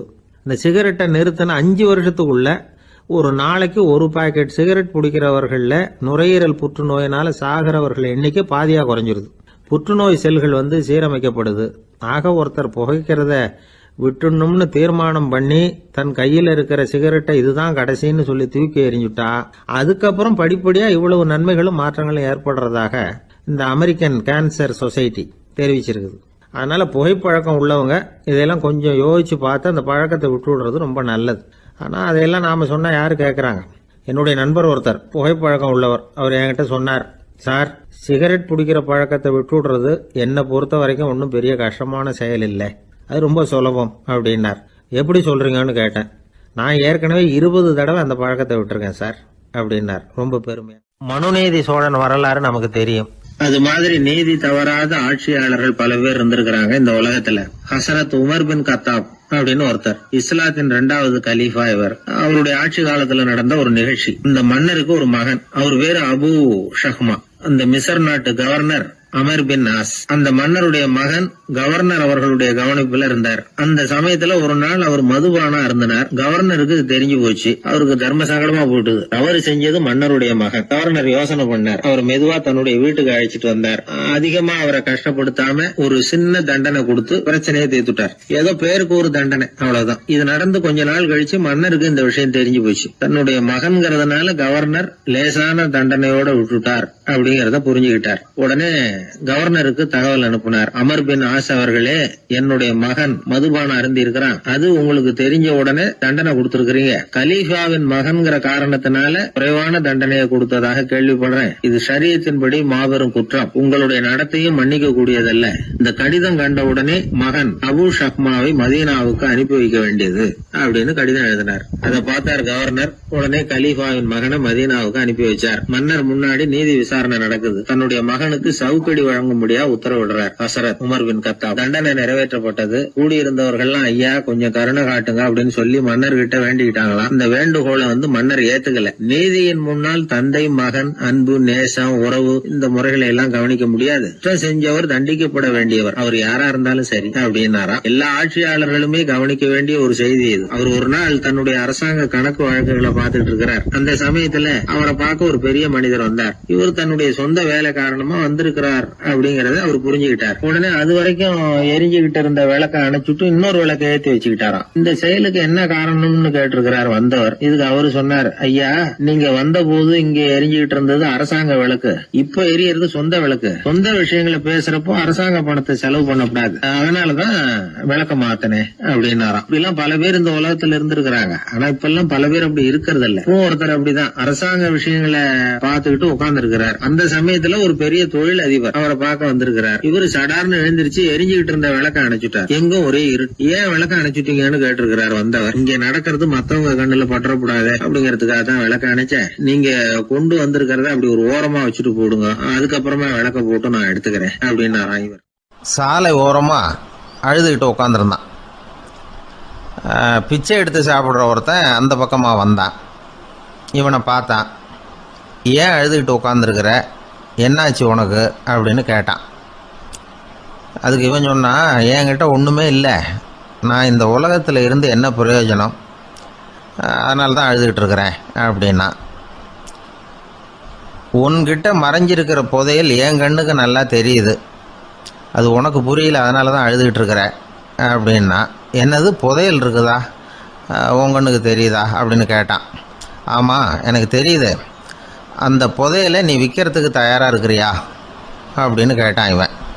இதை கேட்டதும் அந்த இளைஞனுக்கு ரொம்ப ஆச்சரியமாக போச்சு. என்னது இப்படி கேட்குறானே அப்படின்னு. என்கிட்ட ஒரு காசு கூட இல்லையே, அப்படி இருக்கிறப்போ புதையல் எங்கேருந்து வந்தது அப்படின்னா. இந்த நேரத்தில் அந்த பிச்சைக்காரன் சிரித்தான். இப்படி தான் இந்த உலகத்தில் எல்லாரும் சொல்லிகிட்டு இருக்கிறாங்க, என்கிட்ட ஒன்றுமே இல்லை ஒன்றுமே இல்லைன்னு சொல்லி. ஆனால் அவங்கக்கிட்ட தான் புதையல் இருக்குது. நீ வேணும்னா என் கூட வா, நம்ம நாட்டு அரசர்கிட்ட போவோம், உங்ககிட்ட இருக்கிற புதையலை அவர் நல்ல விலைக்கு எடுத்துக்குவார் அப்படின்னா. அது எப்படி உனக்கு தெரியும்னா, இதுக்கு முன்னாடியும் இது மாதிரி பல பேரை நான் ராஜா கிட்ட அழைச்சிட்டு போயிருக்கிறேன், அதனால தான் உன்னை பார்த்தேன், உன்னையும் கூப்பிடுறேன். நீ சரின்னு சொன்னால் உன்னை அழைச்சிட்டு போகிறேன், உங்ககிட்ட இருக்கிற புதையலை அவர் நல்ல விலை கொடுத்து எடுத்துக்குவார் அப்படின்னு சொன்னான். இவன் இப்படி சொல்கிறது அந்த இளைஞனுக்கு ஒன்றுமே புரியல. இது என்னது இந்த ஆள் இப்படி சொல்லிகிட்டு இருக்கிறான், நம்மக்கிட்ட என்ன இருக்குது, அதுவும் இல்லாமல் இவனே பிச்சை எடுத்து சாப்பிட்டுக்கிட்டு இருக்கிறான், இவன் போய் நம்மளை ராஜா கிட்ட அழைச்சிட்டு போகிறதா போகிறேங்கிறானே என்ன அப்படின்னு சொல்லி அவன் யோசனை பண்ணான். என்ன யோசிக்கிற, உனக்கு பணம் வேணும்னா என்னோட வா அப்படின்னா. இளைஞன் ஒரு முடிவுக்கு வந்தான். சரி, இங்கேயே உட்காந்துக்கிட்டு இருக்கிறத விட அங்கேயாவது போய் பார்ப்போமே, இங்கே அழுதுட்டு உட்காந்துருக்கிறதுல என்ன பிரயோஜனம், ஏதோ கூப்பிட்றான் போய் பார்த்துட்டு வருவோமே அப்படின்னு சொல்லி அவன் கூட புறப்பட்டான். பிச்சைக்காரன் முன்னாடி போயிட்டே இருக்கிறான், இந்த இளைஞன் பின்னாடி நடந்து போயிட்டுருக்கான். ரெண்டு பேரும் அரண்மனையை நோக்கி போகிறாங்க. பாதி வழி போயிருப்பாங்க. வழியில் அந்த பிச்சைக்காரன் சொன்னான், இதை பாரு, முன்னாடியே சில விஷயங்களை நாம் பேசிக்க வேண்டியிருக்கு, சரியாக தெளிவாக முடிவு எடுத்துக்கிட்டு அதுக்கப்புறம் ராஜா கிட்ட போகணும். ஏன்னா அங்கே போய் அது முடியாது இது முடியாதுன்னு நாம் நமக்குள்ளே சண்டை போட்டுக்கிட்டு இருக்க முடியாது. ராஜாவுக்கு விலையை பற்றி கவலையே இல்லை, எவ்வளவு சொன்னாலும் நமக்கு பணம் கிடச்சிரும். ஆனால் அதுக்கப்புறம் நான் இதை விற்கிறதுக்கு தயாராக இல்லைன்னு சொல்லிடக்கூடாது. அதனால் புதையலை விற்கிறதா இல்லையாங்கிறத இங்கேயே தெளிவாக முடிவு செஞ்சுக்கணும், இல்லைன்னா ராஜா கிட்ட போய் அங்கே போய் குழப்பிக்கிட்டு இருக்க முடியாது அப்படின்னு சொன்னான். இளைஞனுக்கு ஒன்றுமே புரியல. என்ன சொல்கிற நீ, என்கிட்டயா புதையலா, எங்கே இருக்குது அப்படின்னு சொல்லி குழம்பி போனான். இப்போ அந்த பிச்சைக்காரன் சொன்னான், இதை பாரு, இப்போ உதாரணத்துக்கு உன்னுடைய கண்களை எடுத்துக்கோ, அதுக்கு நீ என்ன விலை கேட்டுற போகிற, நான் அதுக்கு ராஜா கிட்டே இருந்து ஒரு 50,000 ரூபா வாங்கி தர முடியும். உன்னுடைய இருதயத்தை கொடுக்குறியா, 20 லட்சம் ரூபா வாங்கி தரேன். மூளையை கொடுக்குறியா, 30 லட்சம் வாங்கி தரேன். என்ன சொல்கிற அப்படின்னு சொல்லி இந்த பிச்சைக்காரன் பேசிக்கிட்டே போகிறான். இளைஞனுக்கு கோபம் வந்துட்டுது. என்ன உளர்ற, உனக்கு என்ன பைத்தியமா, கண்ணையும் மூளையையும் இருதயத்தையுமா விற்பாங்க, என்ன விலை கொடுத்தாலும் அதையெல்லாம் நான் விற்கிறதுக்கு தயாராக இல்லை, நான் விற்க மாட்டேன், அதை கொடுத்துட்டு நான் என்ன பண்ணுறது, இப்படி நான் மட்டும் இல்லை யாருமே இதை விற்கிறதுக்கு தயாராக இருக்க மாட்டாங்க அப்படின்னு சொன்னான் அந்த இளைஞன். இவன் இப்படி சொன்னதும் அந்த பிச்சைக்காரன் வாய் விட்டு சிரிக்க ஆரம்பிச்சுட்டான். இப்போ பைத்தியமானது நானா நீயா? லட்சக்கணக்கான கோடிக்கணக்கான ரூபாய் பொறுமானம் உள்ள பொருள்களை உங்ககிட்டயே வச்சுக்கிட்டு விற்க முடியாதுன்னு சொல்கிற நீ தான் ஏழை, என்கிட்ட ஒன்றுமே இல்லைன்னு மரத்தடியில் உட்காந்து அழுதுகிட்டு இருக்கிறியே அப்படின்னு சொன்னான். இன்றைக்கி பார்த்திங்கன்னா பல பேர் தன்கிட்ட புதைஞ்சிருக்கிற ஆற்றலை புரிஞ்சிக்க முடியாமல் அவதிப்பட்டுக்கிட்டு இருக்கிறாங்க. நம்மக்கிட்ட என்ன இருக்குங்கிறது அவங்களுக்கு தெரியறதில்ல, அதனால தான் என்கிட்ட ஒன்றுமே இல்லைன்னு சொல்லி அழுதுகிட்டு இருக்கிறாங்க. இதை விளங்க வைக்கிறதுக்கு பெரியவங்க சொல்கிற கதை இது. நம்மக்கிட்ட இருக்கிற புதையலை நாம் தான் தோண்டி எடுக்கணும். உண்மையான புதையலுங்கிறது உள்ளே இருக்குது, ஆனால் அதை வெளியில் தேடுற ஆசாமிகள் தான் அதிகம். சராசரி மனித இயல்பு அப்படி. நம்மக்கிட்ட விலை மதிக்க முடியாத பகுத்தறிவு இருக்குது, அதை வச்சுக்கிட்டு வாழ்க்கையில் முன்னேறதுக்கு முயற்சி பண்ணணும். என்கிட்ட ஒன்றுமே இல்லைன்னு நினச்சி ஓரமாக உட்காந்துடக்கூடாது. முயற்சி செஞ்சால் முடியாத காரியம் எதுவுமே இல்லை. ஒரு ரயில்வே ஸ்டேஷன் பக்கம் வெளியில் ஒரு டாக்ஸி நின்றுட்டு இருந்தது. அந்த பக்கமாக வந்த ஒருத்தர் டாக்ஸி டிரைவரை பார்த்து சொன்னார், ஐயா உங்கள் வண்டியில் பின் சீட்டில் ஒரு மணி பர்ஸு கிடக்கு, யாரோ மறந்து விட்டுட்டு போயிருக்கிறாங்க அப்படின்னாரு. இல்லை அது காலி பர்ஸு தான், நான் தான் அதை அங்கே போட்டு வச்சுருக்கிறேன்னார் டிரைவர். ஏன்னு கேட்டார் அவர். இதுக்கு டிரைவர் சொன்னார், அதை பார்க்குற யாராவது அதை எடுத்துக்கலாம்ங்கிற ஆசையிலையாவது சவாரிக்கு வருவாங்க, அதுக்காக தான் போட்டு வச்சுருக்கிறேன் அப்படின்னார். ஒரு சீன தேசத்து அரசர் இருந்தார். அவருக்கு வயசாயிட்டுது. அவருக்கு அடுத்தபடியாக அவருடைய புள்ள பட்டத்துக்கு வரணும், ஆட்சி பொறுப்பை ஏற்றுக்கணும். ஒரு நல்ல தலைவனுக்கு இருக்க வேண்டிய பண்புகள்லாம் தன்னுடைய மகனுக்கு இருக்கணும்னு விரும்பினார் அந்த அரசர். அதனால் இளவரசனை பக்கத்தில் இருந்த ஒரு குரு கிட்ட அனுப்புனார். இளவரசன் அவர்கிட்ட போய் சேர்ந்தான். அந்த குரு என்ன பண்ணார் தெரியுமா? இவனை பார்த்து சொன்னார், இதை பாருப்பா, நீ என்ன பண்ணுற, இப்போவே பக்கத்தில் இருக்கிற காட்டுக்கு போ, நடுக்காட்டில் போய் ஒரு இடத்துல உட்காந்துக்கோ, அங்கே என்னென்ன சத்தம்லாம் உன் காதில் விழுதுன்னு கவனிச்சு கேளு, உன் காதில் விழுந்த ஓசைகள் என்னென்னங்கிறத என்கிட்ட வந்து சொல்லு, அதுதான் எனக்கு தெரியணும், உனக்கு வேலையும் அதுதான் அப்படின்னு சொல்லி அனுப்பி வச்சுட்டார். இளவரசன் காட்டுக்கு போனான். குரு சொன்னபடியே ஒரு இடத்துல உட்காந்து கவனித்து கேட்டான். அதுக்கப்புறம் குரு கிட்ட திரும்பி வந்தான். என்னென்ன சத்தம்லாம் கேட்ட அப்படின்னு கேட்டார் குரு. குருவே, காட்டில் நான் பறவைகள் சத்தம்லாம் கேட்டேன், மிருகங்களின் ஓசையையும் கேட்டேன், இதை தவிர இடி மின்னல் மழை இதுகளோட சத்தத்தையும் கேட்டேன் அப்படின்னா. குரு யோசனை பண்ணார், நீ இன்னமும் சரியாக கேட்கல, அதனால் மறுபடியும் காட்டுக்கு போ, கொஞ்ச நாள் தங்கியிருந்து கேட்டுட்டு வா அப்படின்னார். இளவரசனுக்கு ஒன்றும் புரியல. இருந்தாலும் குருவின் கட்டளையாச்சே, மறுக்க முடியுமா? உடனே அவன் மறுபடியும் காட்டுக்கு போனான். ஒரு இடத்துல உட்காந்தான். கொஞ்ச நேரம் உன்னிப்பாக கவனித்து கேட்டான். சில நாள் கழித்து குரு கிட்ட திரும்பி வந்தான். குருவே, இந்த தடவை சில துல்லியமான சத்தங்களை எல்லாம் கேட்டான். தேனி பறக்கிற சத்தம், நீரோடையின் மெல்லிய ஓசை, இதெல்லாம் கேட்டேன்னா. குரு சிரிச்சார். நீ மறுபடியும் காட்டுக்கு போ, இன்னும் சில நாள் அங்கே இரு, முழுமையாக கவனமாக கேட்டுக்கிட்டு வா அப்படின்னு சொல்லி அனுப்பி வச்சுட்டார். இளவரசனுக்கு குழப்பம் அதிகமாயிட்டுது. ஒன்றுமே புரியல. மறுபடியும் காட்டுக்கு போனான். மௌனமாக ஒரு இடத்துல உட்காந்துட்டான். அப்படியே தியானத்தில் ஆழ்ந்துட்டான். சில நாளில் அவனுக்கு இதுவரை கேட்காத ஓசைகள்லாம் கேட்க ஆரம்பிச்சுட்டுது. இதைத்தான் நான் கேட்கணும்னு என்னுடைய குரு எதிர்பார்த்துருக்கிறாருங்கிறத புரிஞ்சுக்கிட்டான். உடனே குரு கிட்ட ஓடனான். குருவே, இந்த தடவை காதுகளுக்கு கேட்க முடியாத சில ஓசைகளை கூட என்னால் உணர முடிஞ்சுது. பூ மலருகிற ஓசை, சூரியனால் பூமி சூடாகிறப்போ எழுகிற ஓசை, காலை பனித்துளி இந்த புல்லுலாம் குடிக்கிற ஓசை, இது எல்லாம் என்னால் நல்லா கேட்க முடிஞ்சுது அப்படின்னா. குருவுக்கு இப்போதான் திருப்தி ஏற்பட்டுதான். இளவரசனை பார்த்து சொன்னார், இதை பாருப்பா, இப்போதான் நாட்டை ஆளுகிற தகுதி உனக்கு வந்திருக்குது அப்படின்னு சொல்லி அதுக்கு விளக்கமும் கொடுத்தாராம். எந்த அரசன் தன்னுடைய மக்களின் இதயம் பேசுகிற மௌன மொழியை, மௌன வார்த்தைகளை கேட்குறானோ அவன்தான் ஆள தகுதி உள்ளவன். எந்த அரசன் தன்னுடைய மக்களின் உணர்ச்சிகளை உண்மையாக உணர்றானோ அவன்தான் முதன்மையான அரசன். போலி வார்த்தைகளை மட்டும் கேட்டுட்டு பல மௌன ராகங்களை காதில் வாங்கிக்காதவன் அரசனே இல்லை. எந்த நாட்டில் எப்போ ஒரு அரசன் தன்னுடைய மக்களின் உணர்ச்சிகளை கேட்க மறுக்கிறானோ அன்னையிலிருந்தே அந்த நாடு அழிய தொடங்குது அப்படின்னு அர்த்தம். இதுதான் அந்த குரு இளவரசனுக்கு போதிச்சது. வாயால் பேசுறத மட்டும் கேட்டு ஏமாறக்கூடாது, உணர்ச்சிகளையும் கேட்கறதுல தான் மனப்பக்குவம் உண்டாகும். மக்கள் உணர்ச்சிகளை புரிந்து கொள்ளாத அரசர்கள் நீடிச்சிருக்க முடியாது. அது மாதிரி நாடுகளில் அடிக்கடி குழப்பம் தான் உண்டாகும். அப்படி இருந்தால் அடிக்கடி ஆட்சி மாறிட்டு இருக்கும். அப்படிப்பட்ட ஒரு தேசம், அங்கே ஒரு சிறைச்சாலையில் 3 கைதிகள் பேசிக்கிட்டு இருந்தாங்க. ஒருத்தன் சொன்னான், நான் இந்த நாட்டு ராஜாவை எதிர்த்து பேசிக்கிட்டு இருந்தேன், அதனால் என்னை பிடிச்சி கொண்டாந்து இங்கே போட்டுட்டாங்க அப்படின்னா ஒருத்தன். இன்னொருத்தன் சொன்னான், நான் இந்த நாட்டு ராஜாவை ஆதரிச்சு பேசிக்கிட்டு இருந்தேன், அதனால என்ன பிடிச்சி கொண்டாந்து இங்க தள்ளி விட்டாங்க அப்படின்னா. அது சரி, நீ என்ன தப்பு பண்ண அப்படின்னு சொல்லி மூணாவது ஆளை பார்த்து இவங்க கேட்டாங்க. அதுக்கு அந்த ஆளு சொல்றான், நான் தான் இந்த நாட்டு ராஜா அப்படின்னா. எப்பவும் சுத்தமா இருக்கணும், அதுதான் நல்லதுன்னு ஒருத்தர். நான் அப்படித்தான் சார் இருக்கிறேன், தினம் 2 வேளை சோப்பு போட்டு குளிக்கிறேன் இன்னொருத்தர். உடம்பு மட்டும் சுத்தமா இருந்தா போதாது சார், மனசும் சுத்தமா இருக்கணும்னாரு அவரு. மனசை சுத்தப்படுத்துறதுக்கு என்ன சோப்பு சார் போடலான்னு கேட்டாரு இவர். ஆன்மீகம்ங்கிற சோப்பு தான் அதுக்கு பொருத்தம்னாரு அவர். ஆன்மாவை மேம்படுத்துகிற ஒரு முயற்சி தான் ஆன்மீகம்ங்கிறது. அந்த முயற்சியை எப்படி பண்றது? மனசுக்குள்ள குந்தி இருக்கிற வேண்டாத விருந்தாளிகளை எல்லாம் வெளியேற்றணும். வேண்டாத விருந்தாளிகள்ல முக்கியமான ஒருத்தர் யாருன்னா அவர் பேர் பொறாமை. இவரு நம்ம மனசுக்குள்ள இருக்கிற வரைக்கும் நாம நிம்மதியா இருக்க முடியாது. ஒரு குருநாதர் இருந்தார், அவர்கிட்ட 2 சீடர்கள் இருந்தாங்க. 2 பேரும் ஆரம்பத்துல ஒருத்தருக்கு ஒருத்தர் நல்லபடியா தான் பழகிட்டு இருந்தாங்க. ஆனாலும் என்னமோ தெரியல, கொஞ்ச நாள்ல இந்த 2 பேர்ல ஒருத்தன் மனசுக்குள்ள பொறாமைங்கிற விருந்தாளி உட்கார ஆரம்பிச்சுட்டார். அந்த சீடனும் அதுக்கு இடம் கொடுத்துட்டான். குரு கிட்ட தான் நல்ல பேர் வாங்கணும் அப்படின்னும், தன்னுடைய நண்பன் கெட்ட பேர் வாங்கணும் அப்படின்னு அவனுக்கு ஒரு ஆசை வந்துட்டுது. என்ன பண்ணலாம்னு யோசனை பண்ணான். ஒரு நாள் விடியற் காலையில எழுந்திருச்சான். நேரா குரு கிட்ட போய் அவர் முன்னாடி நின்னான். குருவே, என்ன பாருங்க, நான் எவ்வளவு சீக்கிரமா எழுந்திருச்சு குளிச்சு முடிச்சுட்டு உங்களை வணங்குறதுக்காக நிக்கிறேன். ஆனா அவன் இருக்கானே, இன்னமும் கண்ணு முழிக்கவே இல்ல, தூங்கிக்கிட்டே இருக்கிறான், தூங்கு மிஞ்சி அப்படின்னா. குருநாதர் நிமிந்து பார்த்தார். அப்படியா?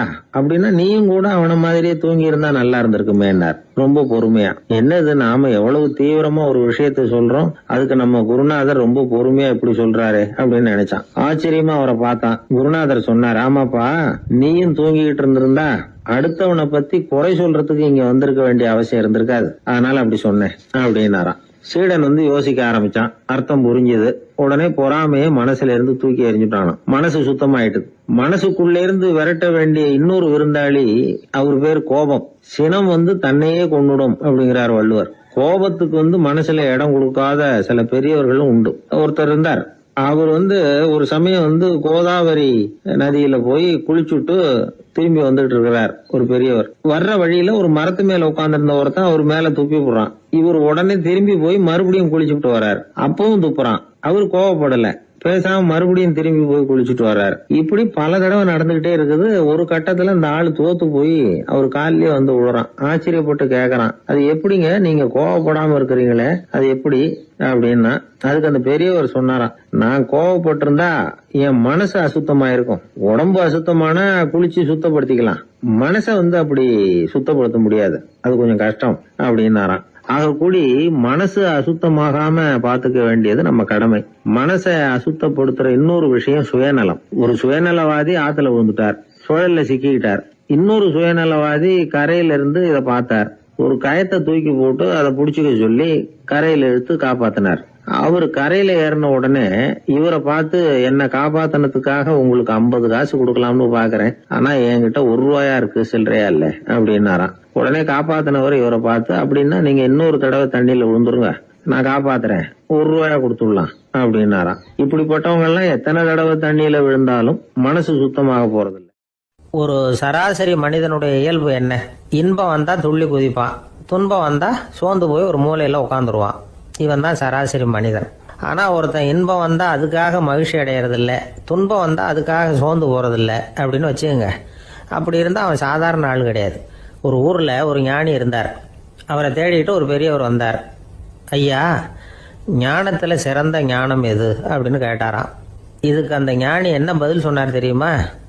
இன்பத்தினால மகிழ்ச்சி அடையாமலும் துன்பத்தினால சோர்வு அடையாமலும் இருக்கிறது தான் அந்த ஞானம், பெரிய ஞானம் அப்படின்னாராம். சரி சுவாமி, அப்படிப்பட்ட ஞானம் உங்களுக்கு எப்படி வந்ததுன்னு கேட்டிருக்காரு இவர். அதை நான் ஒரு கழுதைகிட்ட இருந்து கற்றுக்கிட்டேன் அப்படின்னாராம் அவர். இவருக்கு ஒன்றும் புரியல, ஒரு மாதிரியாக முழிச்சிருக்கிறார்.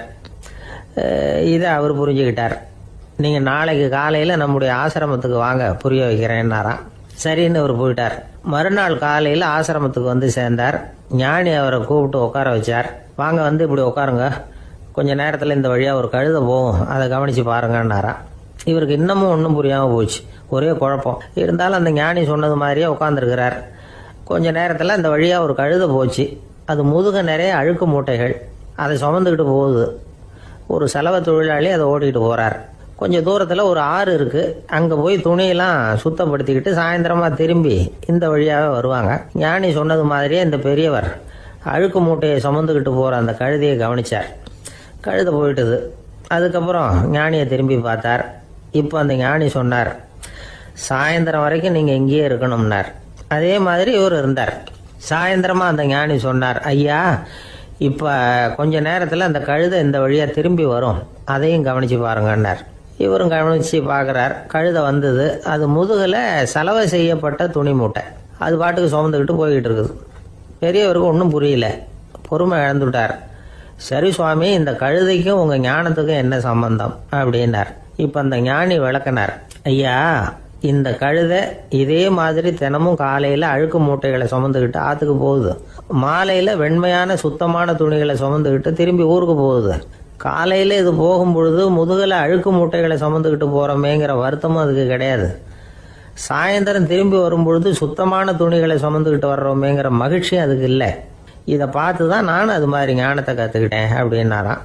அதனால் யார் கற்றுக் கொடுக்குறாங்க அப்படிங்கிறத விட எதை கற்றுக்கிறோம் அப்படிங்கிறது தான் முக்கியம். ஒரு சினிமா பார்க்குறோம், ஒரு அருவி கொட்டுறது மாதிரி காட்சி வருது, தண்ணீர் வழியுது. படம் முடிஞ்சதும் பார்த்தீங்கன்னா அந்த திரை என்ன நனைஞ்சு போயா இருக்கும்.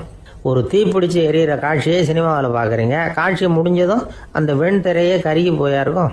படத்தில் வர்ற தண்ணீரும் நெருப்பும் அந்த திரையை பாதிக்கிறது இல்லை. நாம் அந்த திரை மாதிரி இருக்கிறதுக்கு கற்றுக்கணுமா. அந்த பக்குவம் வந்துவிட்டதுன்னா இன்பமும் துன்பமும் நம்ம எதுவும் செய்யாது. ஒரு சினிமாவை பார்க்குற வரைக்கும் சிரிக்கலாம், அழலாம். பார்த்துட்டு வெளியில் வரும்பொழுது அழுதுகிட்டே வரக்கூடாது.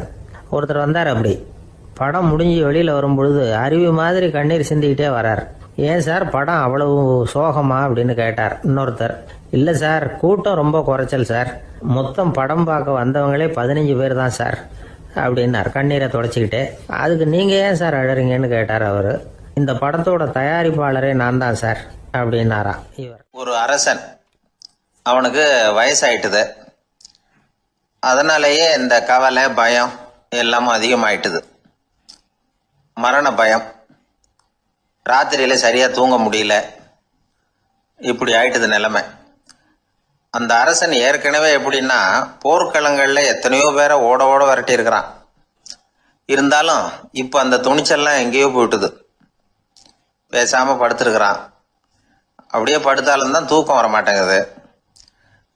என்ன பண்ணலாம்னு யோசிச்சான் இந்த மன்னன். உடனே எல்லா அமைச்சர்களையும் கூப்பிட்டான். எனக்கு நிம்மதி இல்லை, எதை நினைச்சாலும் பயமா இருக்கு, எனக்கு ஒரு ஆலோசனை சொல்லுங்க அப்படின்னா. என்ன ஆலோசனை வேணும் அப்படின்னு சொல்லி கேட்டாங்க.